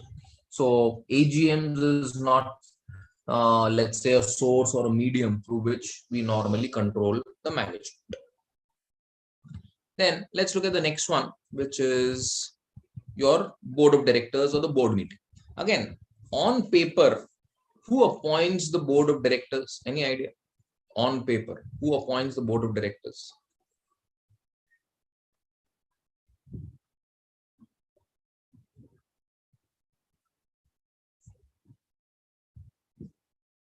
The shareholders. So technically, it's the shareholders who appoint the board of directors, but in reality, that's not the case. Because normally what happens is you'll have a committee. That committee is set up, which will say, okay, these are the people who will be a part of the board. And this committee finally is answerable to the top management, which means this committee finally reports to the CEO. Now, what is the job of the board of directors? The job of the board of directors, okay, got a question saying they are the major shareholders, not more than 15%. Debashish, can you just tell me what are you talking about, this 15%? They are major shareholders. Who are major shareholders? The board of directors? No, it's not necessary that you are a board member or a director, which means you should have more than 15% voting rights. No, there could be a lot of board members who don't even have 1% voting right. So it's not necessary that you should have a 10% or 15%. In fact, 15% is too high. I mean, even as a promoter, a lot of entities, the promoter may not have 10 to 15%, leave aside the board members. Now, what is the basic duty of the board of directors? The basic duty of the board of directors is to supervise the work of the top management, which is they should supervise and see whether the CEO, the CFO, the chief marketing officer, and all of them, they're working properly or not, and they're running the company properly for the benefit of the shareholders. So this is their basic job. Now, this committee is answerable to the CEO, which means indirectly it's the CEO who controls and decides who will be a part of the board. So generally, if you look at the board will consist of the people whom the CEO wants to be a part of it, because he doesn't want people who ask tough questions to be a part of the board. I don't want a very highly qualified person who's much more knowledgeable to be a part of the board to supervise my work. I'll be more than happy to appoint someone who is, let's say, a 10th fail or a 12th fail, who to be a part of the board, so that he'll just come, attend the board meeting, not question me, and let me do whatever I want. I'll have the entire free hand. So this happens in real life. Theoretically, it's something different. Practically, what happens is different. On top of that, you find a lot of board members or board of directors. What will happen? I am a board member in your company. You are a board member in my company. So there are two companies, X and Y. The CEO of X is a board of director in Y. The CEO of Y is a board of director in X. Over here, it's a scheme like, don't scratch my back, I won't scratch your back. So you don't, let's say, try and come to my board meeting and raise questions unnecessarily and create an unfavorable situation for me, because the next month you have your board meeting. I'll come there and then I'll do the same thing, and then you'll have to face the music. So it's you don't scratch my back, I don't scratch your back. Have you heard about this company Theranos, which was into blood testing and all that, a health tech company? What happened with this company? Anyone? Theranos? Bankrupt. Now, false claims. What false claims were they giving about the blood testing and everything? Any idea? So what you've said, Devashish, is fine.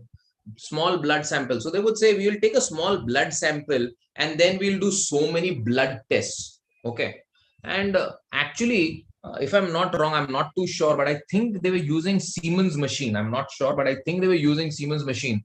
And even Siemens was not sure that with their machine, so many blood tests can happen. But this company was claiming that, let's assume hypothetically, they were saying we'll do 50 blood tests, 40 blood tests. Even Siemens didn't know that with their machine, they can do 40 or 50 blood tests.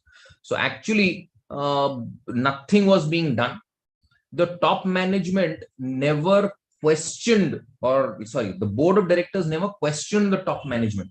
Any idea why the board of directors never questioned the top management? Because that is their job. The board of directors are supposed to supervise and see whether the company is being run properly or not, ethically or not.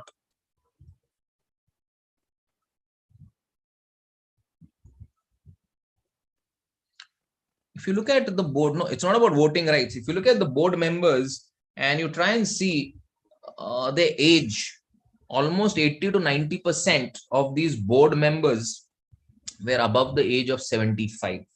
They were 80, 85. In fact, there was one person, George Schultz, if I'm not wrong, he was 94 years old. What do you expect from this person? That he should come for the board meeting, attend the board meeting, question the CEO, whether you're running the company properly or not. How can you make false claims of doing blood testing and all that? In fact, if he comes and he reaches home alive, that is more than enough at the age of 94. So if you appoint such people who will never, or let's say hardly come to the board meeting, or they'll just come to the board meeting and then just go back casually because they're getting a decent amount of money. These board members get a decent amount of money as sitting fees. In fact, there are instances where the fees that they get is more than, let's say, the money that they generate or because of the shareholding that they have in this company. So these board members generate a lot of money from the sitting fees. So again, if you look at George Schools was in fact a top employee. He was an ex-employee who was working with the government of US. So they had a lot of good connections with the government also. So like you said, Schools was a former US Secretary of the State. So they had good connections with the government. So again, I mean, it's all a big racket which is happening. On paper, it's made to show that we shareholders are the owners, we are the ones who actually run the company. In reality, it's nothing of this that happens. Again, give you one more example. Have you heard about this person, John Mack? Anyone? John Mack. He was the CEO of which company? Any idea? John Mack.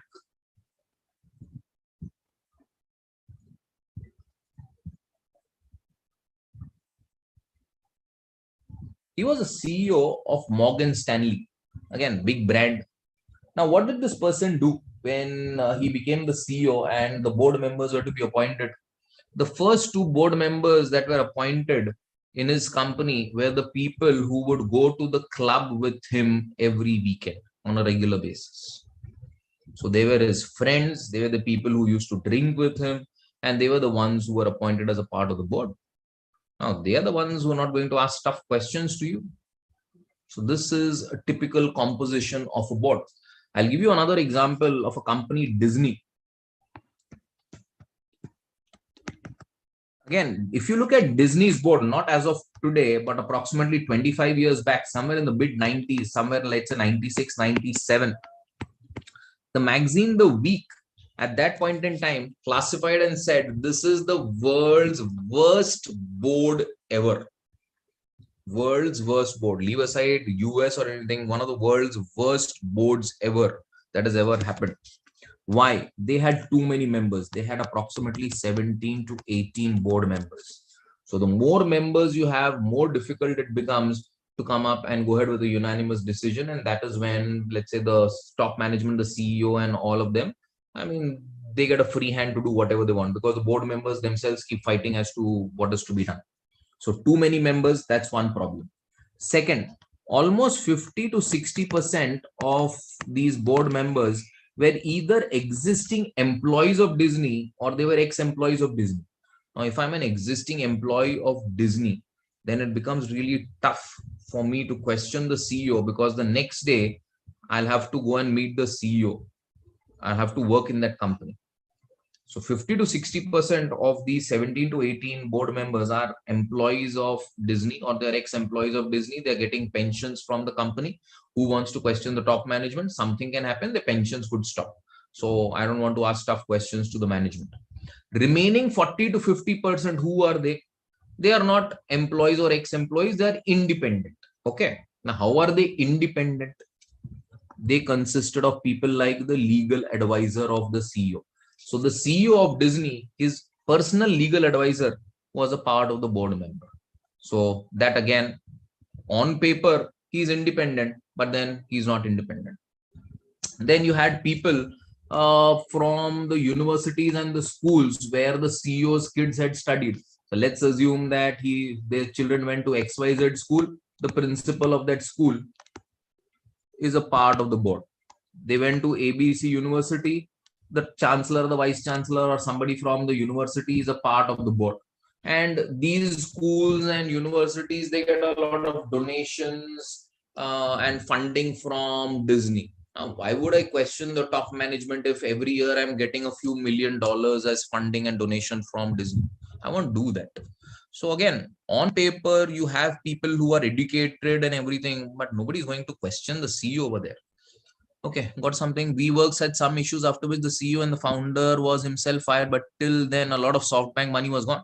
Again, you've raised the money of WeWorks and SoftBank. I'll tell you, when WeWorks did the funding in SoftBank, I think in 2017 or 18, they funded around $47 billion.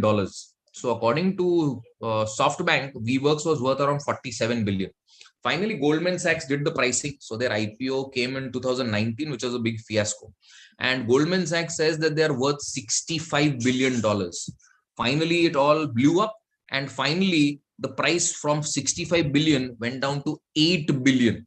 8 billion. Look at the big loss for SoftBank. Now, people have started questioning Masason whether he is really someone who's fit to run SoftBank or someone else should take up now. Because $47 billion being written off to $8 billion, that's a big loss for SoftBank. Okay. So again, the board members technically on paper should be working for the betterment of the shareholders. In reality, it doesn't work. So left on their own, if you look at the top management, they will always think about their interest and not about the interest of the shareholders. Have you heard about something which is known as a golden parachute, which you can link over here? What is a golden parachute, Sukanta? Yeah, anyone? What's a golden parachute?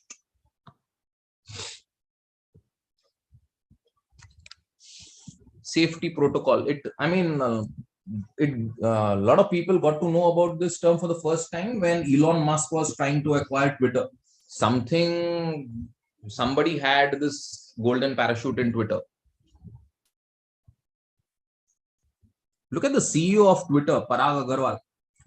Now, what is a golden parachute? A golden parachute is nothing but a clause which is put into your appointment letter saying that if there's a hostile acquisition and you are thrown out of the company or somebody takes over the company and you are thrown out, within 12 months, you will be paid $42 million. In Indian rupees, it's approximately 340-350 crores. And who will pay this? The company, which means company's cash is used to pay the CEO when the CEO loses his job, which means the shareholders' money is being used to protect the job of the CEO. So again, top management will try to include all these things in their appointment letter or do things so that they can protect their interest and they're least bothered about the shareholders' interest. So that's like a golden parachute. Similarly, you have things like green mail, you've got things like a poison pill, shark repellents, all of that. So top management generally uses this for their protection. So this is something that you can link over here. Left on their own, managers will think about their own interest and not about the shareholders. Let's look at this one. Whenever you're looking at a company, try to find out where the power lies in your company. Is it with the top management? Is it with retail investors, which is rarely a situation? Is it with the government? Is it with the lenders? Is it with the employees? Some European companies, the power lies with the employees because over there, the labor union has the power to appoint a few directors. So they appoint a few directors in the company. So some amount of power is with the employee and labor union. Where do you think the power would lie with the lender? In which companies do you think the power could be in the hands of the lenders?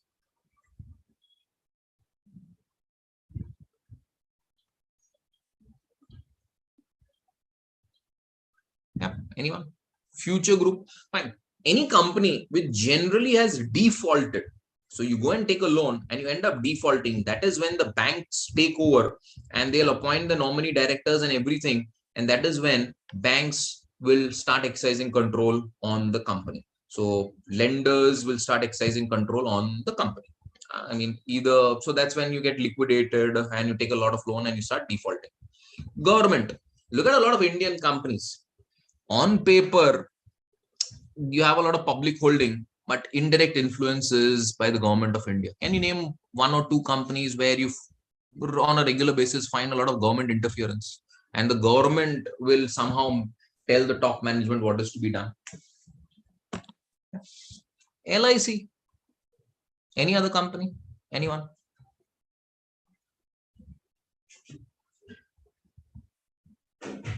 Yeah, anyone?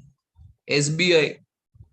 Look at all these oil and petrochemical companies, HP, BP, all of them. Government has a stake in these entities. Until a few years back, the government used to decide what will be the price. On paper today, they say that no, prices are linked to the international markets. Prices go up, your petrol price will go up. The prices go down, the petrol prices will go down. But even today, indirectly, the government controls and tells the management whether the oil prices have to go up or they have to go down. So the government controls and calls the shots in these companies. Look at a few companies where the top management has, or let's say the manager or the inside stakeholders have a lot of control. These are typically companies where you have something which is known as a DVR, a differential voting right. Can you name a few companies where you have DVRs, differential voting rights?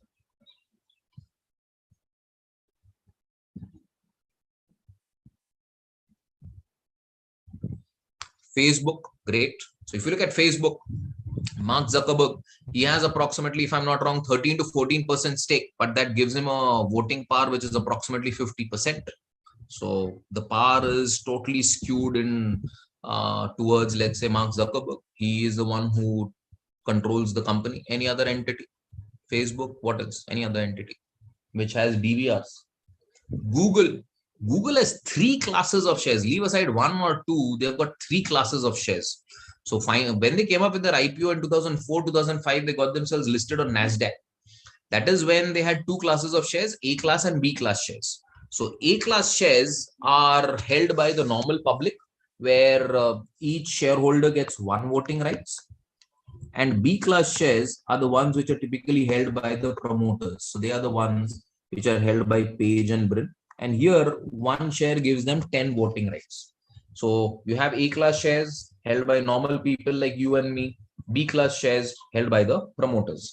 Now, somewhere in 2013-14, Google said, we want to go ahead with a stock split. And they said, each share that you have will now become 2 shares. So if you have 1 share, instead of 1 share, now we'll split it into 2, and now you'll have 2 shares.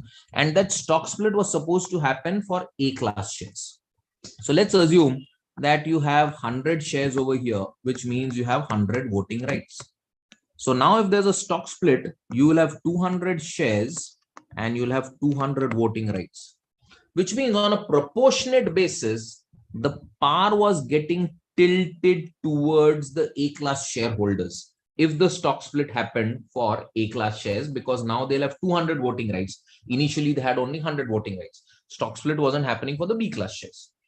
So the promoters said, no, we'll not issue A class shares. When we go ahead with the stock split, we'll come up with something new, which is known as a C class share. So they issued another category of share, which is a C class share, where one share is zero voting right, which means somebody who has one A class share now has one A class share and one C class share. So you still have only one voting right. And with the C class share, you've got zero voting rights. But both the shares are listed on the stock exchange, and then you can trade, and then let's say you can increase your wealth, sell it, and whenever you want, you can make the money. So again, gives you an indication that power is tilted and skewed in favor of the top management. Any Indian company where you think you have, let's say, different classes of shares, DVRs? Anyone?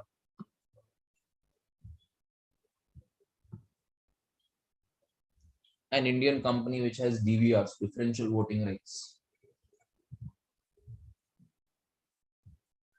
Tata Motors. Tata Motors has two classes of shares. They have Tata Motor and they've got Tata Motor DVR. So if you buy a normal share, Tata Motor share, one share is one voting right. DVR, you'll have to buy, let's say, if I'm not wrong, again, it's 10 shares, one voting right, something of that sort. So Tata Motor DVR is 10 shares, one voting right. But then the question is, why would anyone buy a Tata Motor DVR? Because I'll have to spend for 10 shares and I'll still get, let's say, one voting right.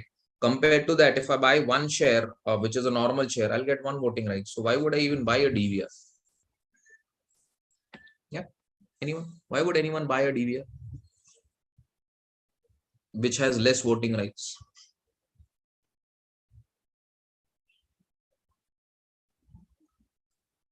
Because if people are not interested in buying it, then why do we then don't even have these shares? Why to get them listed? It's better that you remove these shares. But people are buying it, it's getting traded in the market. So why is someone buying a DVR when you get less voting rights also? Any idea, anyone?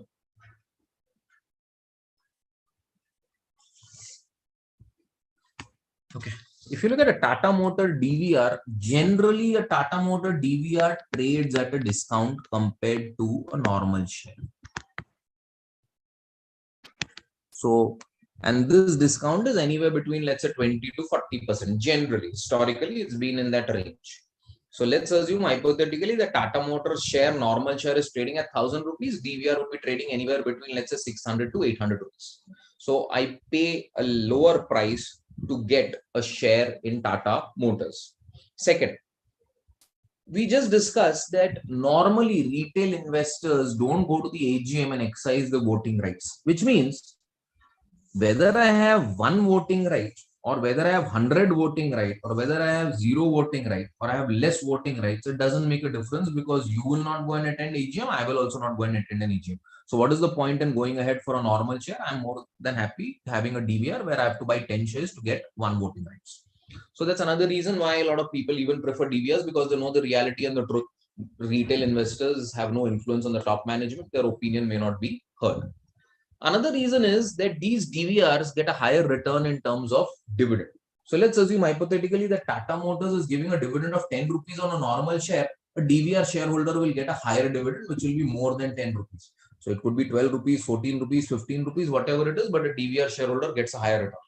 So you pay a lesser price, but you get a higher return. And what do you lose? You lose out on the voting rights, but you know that those voting rights in reality don't matter because you never go and participate in an AGM as such. So that is why a lot of people even prefer these Tata Motors DVRs where you have less voting rights. Any questions on this? Anyone?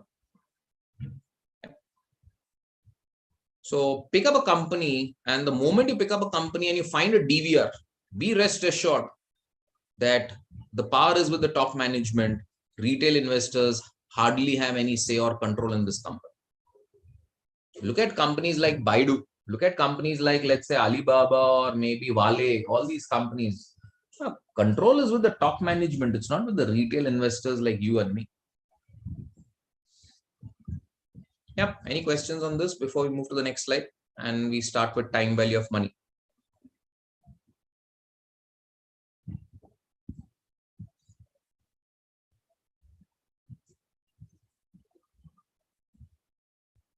Yeah. Any doubt, any query? Before we look at compounding, discounting, future value, present value.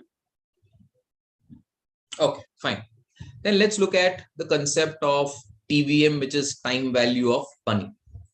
Now, what does this concept of time value of money say? This concept says that it's better to get 100 rupees today than to get 100 rupees after 1 year, assuming all other things to be constant. Why is it better to get 100 rupees today than to get it after 1 year? Because if you get it today, you can consume it. You can use it the way you want. You can invest it somewhere. And if you invest it somewhere for 1 year, even if you put it in a savings account, you'll get at least 2 rupees. So that 100 rupees will become 102, and 102 is more valuable than 100 rupees. So it's better that I get that 100 rupees today rather than getting the same 100 rupees from the same person at the end of 1 year. Because I can consume it, I can reinvest it, get some extra income. Plus, future is uncertain. I have no idea whether this person will pay me money after 1 year or that person will run with my money after 1 year. So it's better to get that money today rather than hoping and assuming that this company stays alive, it doesn't get liquidated, my debtor, my customer makes a payment to me and pays me 100 rupees after 1 year. So because of all these reasons, it's better to get the money as soon as possible. So that's the relevance of the concept of time value of money. Now let's look at two things in time value of money. One is compounding, other one is discounting. What is compounding? Compounding means moving forward. That's all about future. You look at the future value. What is discounting? Discounting is the reverse. It is all about coming back and looking at what's happening as of today, which means it's all about looking at the present. So we call it as present value. So this is compounding. This is discounting. Compounding, we look at future values. Discounting, we look at the current values, which is present value. Let's take a simple example. Let's say I go to a bank and I invest 10 rupees. So let's assume it's an FD and the FD is giving me an interest rate of 10%. So today FDs don't give you 10%, they'll give you like 5.5%. But for simplicity and ease of calculation, let's assume you're getting a 10% interest rate. So today you go and invest 10 rupees for, let's say, 1 year. Then after 1 year, you will get 10 rupees plus 10% of 10 rupees, which is nothing but 1 rupee, which means at the end of the first year, what you'll get is 11 rupees. So this 11 is future value. This 10 is present value. 10 rupees of today is the same as 11 rupees after 1 year, or vice versa. 11 rupees after 1 year is the same as 10 rupees of today. Any doubt with the basic concept before we start looking at the Excel sheet?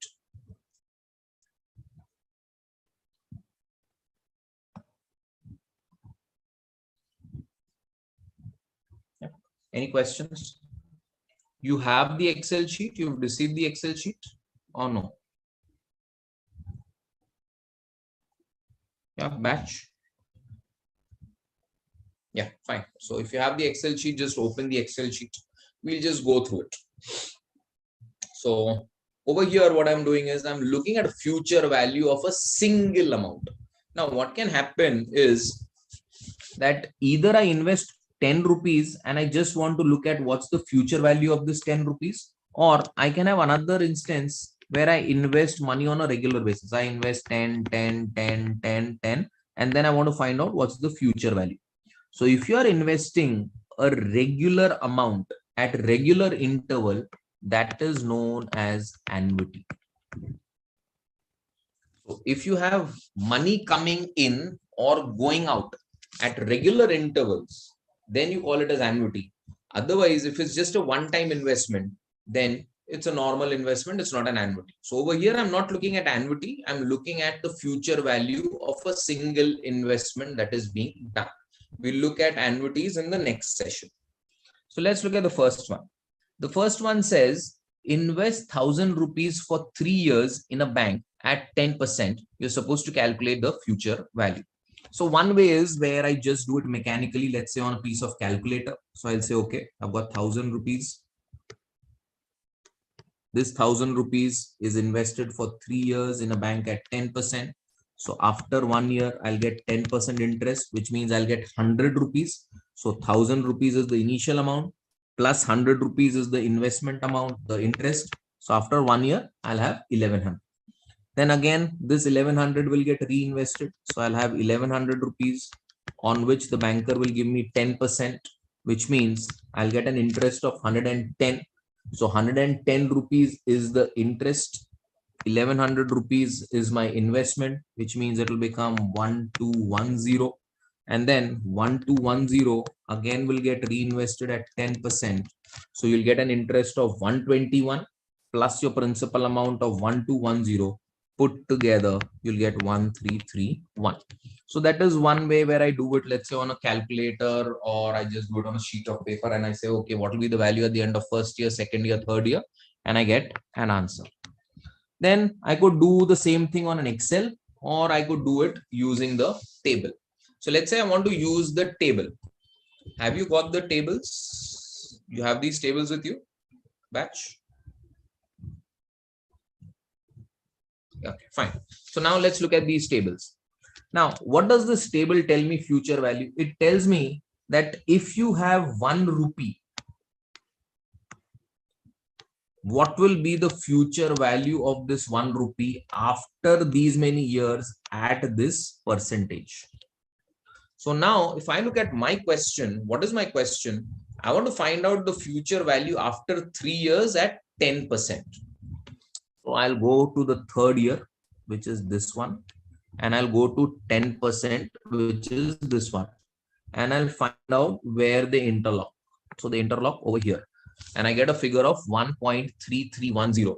What it means is 1 rupee, if it is invested for 3 years at 10%, that 1 rupee will become 1.3310. So if 1 rupee will become 1.3310, so 1 rupee will become 1.3310, 1,000 will become how much? 1,000 will become how much? It will become 1,331.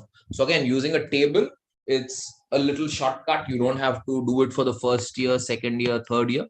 You'll get your answer. You just look at the future value factor and you multiply it with the initial investment. So if you look at the formula, what's the formula? Future value is present value into future value factor, where your present value is 100 rupees. What is your future value? 1.3310. So that's your future value factor. Present value 100 rupees. You get a future value of 1,331. Any doubt with the table before we look at the Excel calculation? Anyone struggling with the table? How you can do it using the table? Calculate the future value. So go to the table, look at 3 years, look at 10%, find out the common number, which is 1.3310. This tells me that 1 rupee becomes 1.331 after 3 years at 10%. So 1 rupee becomes 1.331, 1,000 will become how much? I'll do a cross multiplication and I'll get 1,331. Yep. Any questions on this? Any doubt before we look at Excel? How you can do the same thing on Excel? Now, I don't want to waste time, or let's say I don't have access to tables also, and I want to do the same calculation on Excel. Then how do I do it on Excel? Now on Excel, what I'll do is I'll first write equal to FV. So what are you trying to calculate over here? You're trying to calculate the future value. So if you're trying to calculate the future value, you'll write equal to FV. If you want to calculate the present value, then what you'll have to do is you'll have to write the over there equal to PV. But over here, I'm trying to calculate the future value. So I'll write equal to FV. So I'll write equal to FV and then I'll insert the bracket. Now, once I insert the bracket, I'll get a prompt, enter the rate. So what is the rate over here? Rate is 10%. So I'll enter 10%. Then I'll put a comma. Then it says N per. N per is number of periods. So what is the number of periods? I'm doing that investment for 3 years. So I'll enter 3 years. Again, put a comma. Then they say enter PMT. PMT is used in case of an annuity, but over here it's not an annuity, it's just a one-time investment. So I'll ignore it. So I'll again put a comma. So I'll just put one more comma, which means I'm saying I'm ignoring the PMT. Then it says enter the PV, which is present value. So how much are you investing today? What's the present value? You are investing 1,000 rupees. So I've just written it as minus 1,000 because I'm saying that money is going out of my pocket. So I put minus 1,000. And then you have type, which is 0 or 1. Anyone can tell me what do you mean by type, 0 or 1? It's applicable especially during annuities, but what do you mean by 0 and 1? Payment starting and payment at the end. So you can have two types of annuities. You can have annuity where the investments are happening immediately, that is from today, or you can have an annuity where investment starts after 1 year. So I can have a system like this where, let's say, I'm doing an investment where payment starts here. So I do 100 rupees, 100 rupees, 100 rupees of investment. Or I could have an annuity where investment starts after 1 year, which is at the end of the period. So at the end of first year, at the end of second year. So this is normal annuity. This is annuity due. So in case it's a normal annuity, you'll say 0. It's an annuity due, you'll write 1. But again, I'm not doing an annuity question over here, so I'll just ignore the type. So I'll not write anything for type. I'll just close the bracket. The moment I close the bracket, I get an answer of 1331. So again, whatever is a comfort zone, Excel, let's say using the table or using a normal calculator, just figure it out and then see if you're getting the correct answer or not. Any questions or any doubt with the first one? 1331, either Excel or the table or a normal calculation. Before we look at the second one. Yeah. Any questions on the first one? Okay, fine. Now let's look at the second one. Second one, I want you all to try it using all the 3 methods. So Excel one is already given to you. You have the solution over here. So we'll just discuss that. But then I want you all to do it using the table and you all to do it using the calculator. Of course, it will take time because it is 8 years and 12 years. So on a calculator, when you do it, again, if you have a normal calculator, it will take more time. If you have a scientific calculator, it becomes easy because you can just enter to the power and you'll get the answer. So normal calculator, you'll have to do it 8 times. Financial calculator or scientific calculator, you just enter the power for 8 and 12, you get the answer quickly. So maybe you can skip this step where you're doing it on a calculator, but at least see that from the table, are you getting similar numbers or not? Let's look at the Excel part first. So again, I'm doing the same thing, but I've just changed the years. So I'm saying invest 1,000 rupees in a bank at 10% per annum, compounded annually. How much will it grow after 8 years and after 12 years? So I'll just do it on Excel. I'll first enter equal to FV. So because I'm calculating the future value, start the bracket, enter the rate. What is my rate? My rate is 10%. So I enter 10%. What is the number of period? For the first one, it is 8 years. So I'll enter 8 years. Is there a PMT? No, because I'm not looking at an annuity question. I'm just looking at a single investment. So I'll ignore the PMT. Then what is the present value? How much am I investing? I'm investing 1,000 rupees. So I write minus 1,000. That plus you can just ignore it. Doesn't make a difference. So either you write plus FV or you write equal to FV or you write equal to plus FV. It is the same. So you can just write equal to FV. Okay. And then you write the present value, which is minus 1,000. Type again is necessary for an annuity. Close the bracket. You'll get your answer. Your answer becomes 2144. So 1,000 rupees of today is the same as 2144 that you will be getting after 8 years at 10%. Similarly, if you do it for the 12 years, I'll take the rate, which is 10%. The only thing that will change is N per over year, because number of periods over here is 12 instead of 8. So instead of 8, I'll write 12 here. PMT will be ignored. Present value again will be 1000. And then finally, I'll get an answer of 3138. So any doubt with the Excel part before you do it? Okay. And what is the concept behind minus 1000? What if we put plus 1000? Okay, fine. Let's look at it. So let's say if I write equal to FV, and then I need to enter the rate, which is 10%. Number of periods is 8 years. PMT is ignored. And you say, okay, instead of minus 1000, what will happen if I write plus 1000? So let's see if I write plus 1000. Now, if I write plus 1000, what will happen? I'll get an answer which is negative.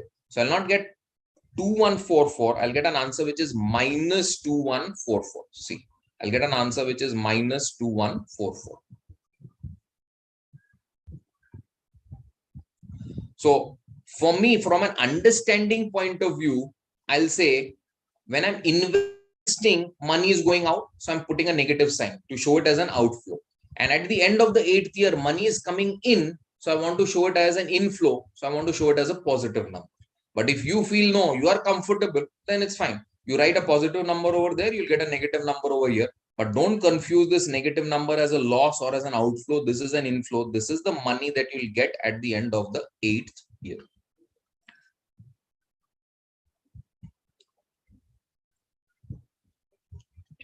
Any questions on this? Excel. Question number 2. Okay, and also can you define here? Okay, now what is ROI? ROI is, let's say, I'm looking at an investment. So let's say I've done an investment of 10,000 rupees today. Okay, and I'm getting a return of, let's say, 1,000 rupees. So when I'm looking at my ROI, I'll just take this 1,000, I'll divide it by this 10,000, and I'll say I'm getting a return of 10%. But in case of an IRR, typically what happens is I'm looking at the returns that I'm getting over first year, second year, third year, fourth year, fifth year, so on and so forth. So in case of an IRR, typically what I'll do is I'll write this as a negative number because the money is going out. And then I'll say, okay, in the first year, I'm getting 1,000. Second year, I'm getting 2,500. Third year, let's say I'm getting 3,000. So it's a project which has a life of only 3 years. So I'm investing 1,000. Okay. And I'm getting, not 1,000, 10,000. So I'm investing 10,000 and I'm getting 1,000, 2,500, 3,000, so on and so forth. So make it a slightly higher number so that you know that you're making a return. So let's make it, let's say 8,000, 2,500, and let's say I'm making 5,000. Now, if I want to calculate IRR, I'll just write equal to IRR and I'll select the numbers over here. So this will tell me the return that I'm generating from the project over the last 3 years. So this is the return from the project, which is 29%. And this is something which happens in real life because you'll be getting money every year or maybe every alternate year, so on and so forth. So you'll use the concept of IRR. Again, when we move to the third session or the fourth session where we cover IRR, so I'll tell you what is IRR, I'll explain you what is MIRR, how is it different from IRR, which one is better. So we'll look at all these things. We'll also look at somebody, normally what happens is students then also ask me, what is XIRR then? So we'll cover that also. What is XIRR?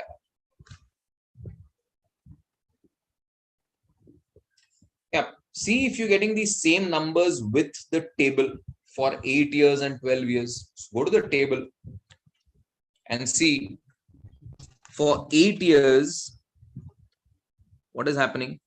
8 years, you're getting a figure of 2.1436. And if I look at 12 years, I'm getting a figure of 3.1384, which means 1 rupee, if invested for 8 years at 10%, will become 2.1436, which means if it is 10,000, it'll become how much? It'll become 2143. So over here, it'll become 2143.6. Over here, what we've done is we've just rounded up. So if you look at it, it's the same thing. You're getting 2143.6. So if you increase the decimals, you'll get the exact same answer. Similarly, over here, They're saying 1 rupee will become 3.1384. So again, if you're investing 1,000 rupees, it will become how much? It will become 1,000 into 3.1384, which is 3138.4. So again, if I increase the decimals, I'll get 3138.4. So any doubt with the table or with the Excel? Before we look at the third one and try and understand the difference between a simple interest and a compound interest.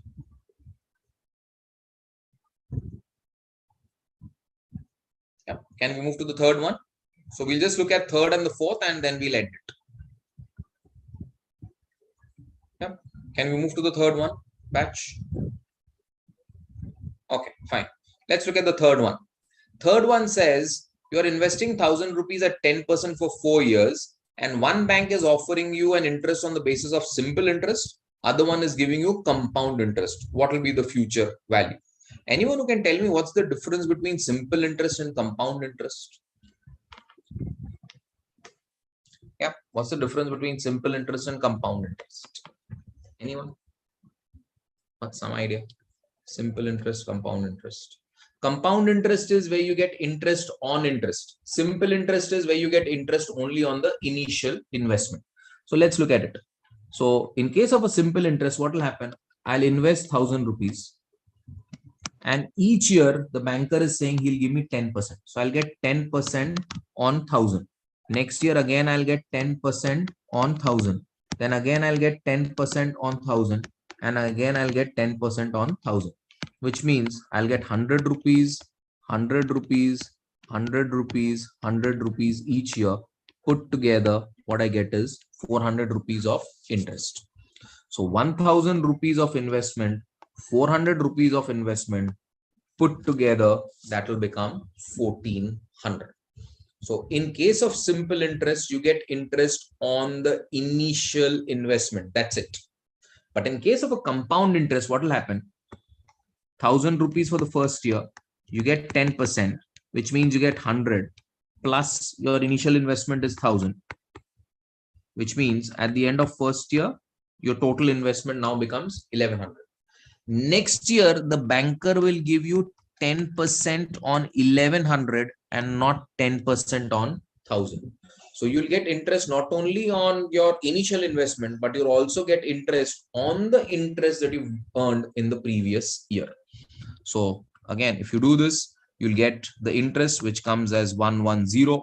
So again, if you add this 110 to 1,100, next year again the banker will give you the interest on the interest. Again, you do the same thing for the fourth year. Again, you get interest on the interest.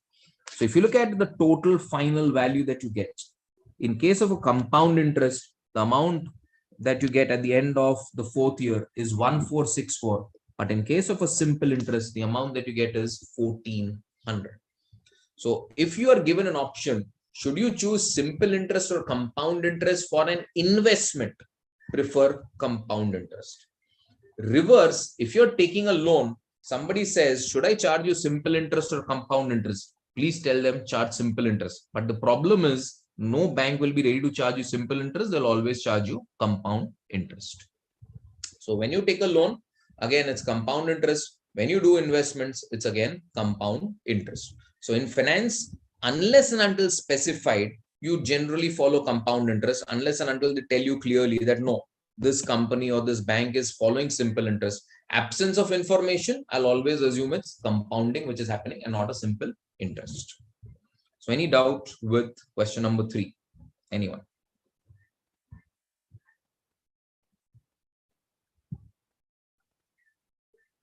Yep. Anyone struggling with question 3 before we look at question 4?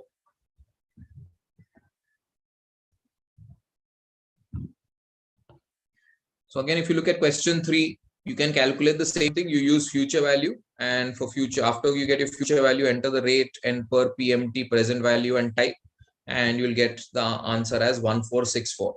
For calculating the future value, if you're using simple interest, how will you do it? Again, something that you would have learned in the school level. So school level, how do you calculate simple interest? Principal into time into rate upon 100. So if you look at this part, which is 1000 into 4% into 10%. This is the interest component, which put together will come as 400. And then I take my principal component, I add the interest, and I'll get my amount. So in case of a simple interest, you'll take the principal, which is 1000, add the interest. How do you calculate the interest? P into T into R, which is 1000 into 4 into 10%, which makes it 400. Add the two, you'll get the amount, which is 1400. Yep. Any doubt with the third one before we look at the fourth one?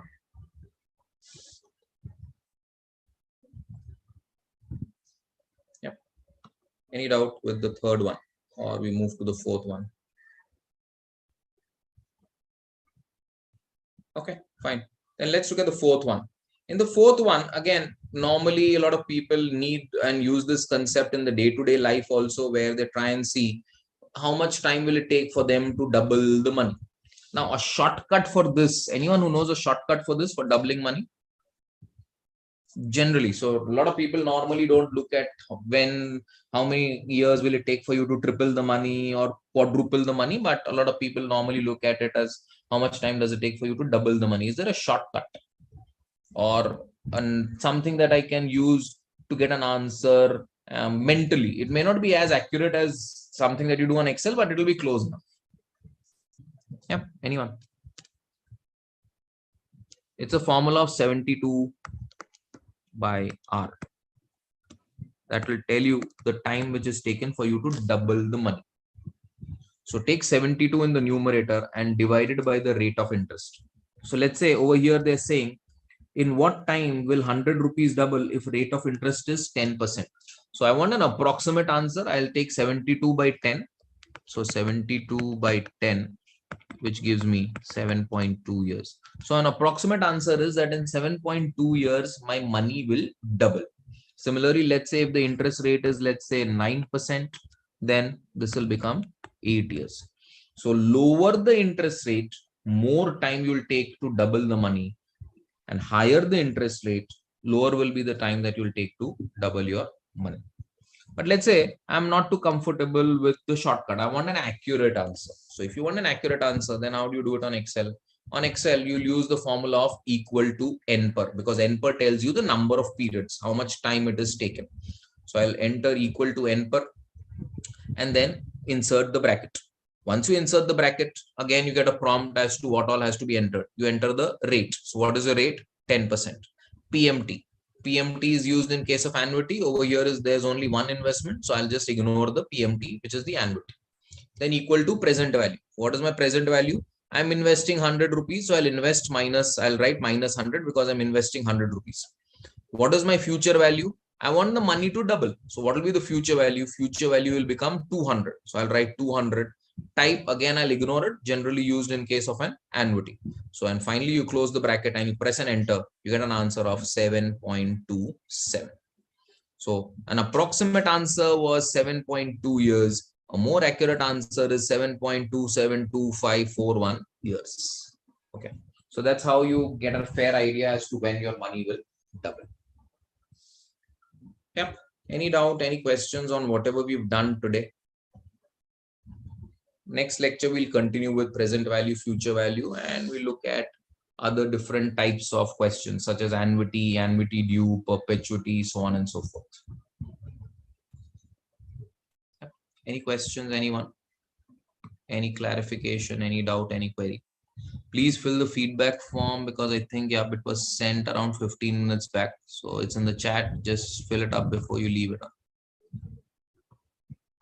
Okay, got a question. So please mention amount about IAs. Okay, what information do you want about IAs?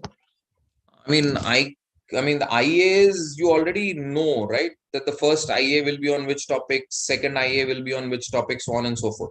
Okay, Excel will be allowed or not. I will inform it to the concerned team, but you be prepared. Okay, so let's say if Excel is allowed, you do it like this. If Excel is not allowed and you have to use a normal calculator, then let's say you'll have to use a normal calculator. If Excel is allowed, I'll inform them and they will ensure that it is not a copy case in that case. Okay, so they'll do that change in setting and they'll help you to use Excel. So don't worry for that. So in case it's Excel, life is easy. In case it's not Excel, either they will share this table with you, or you already have a calculator on your screen, you can use that. Will it be MCQs or descriptive? It could be both. It could be entirely MCQs, it could be entirely descriptive, it could be a combination of both. So again, be comfortable. For example, let's say I'm asking these questions. And for these questions, maybe I'll give you MCQ. So I'll say, okay, 100 rupees invested for 10 years, 10% for 4 years. The future value is 1400, 1300, 1200, 1100. So this could be an MCQ. But let's say I'm asking you a question. Explain the concept of simple interest. And that could be a descriptive question. So it could be a combination or only descriptive or only MCQs, but be prepared for any permutation combination. Yep. Anything else? Otherwise, we are done. Okay. Thanks. Bye. Take care.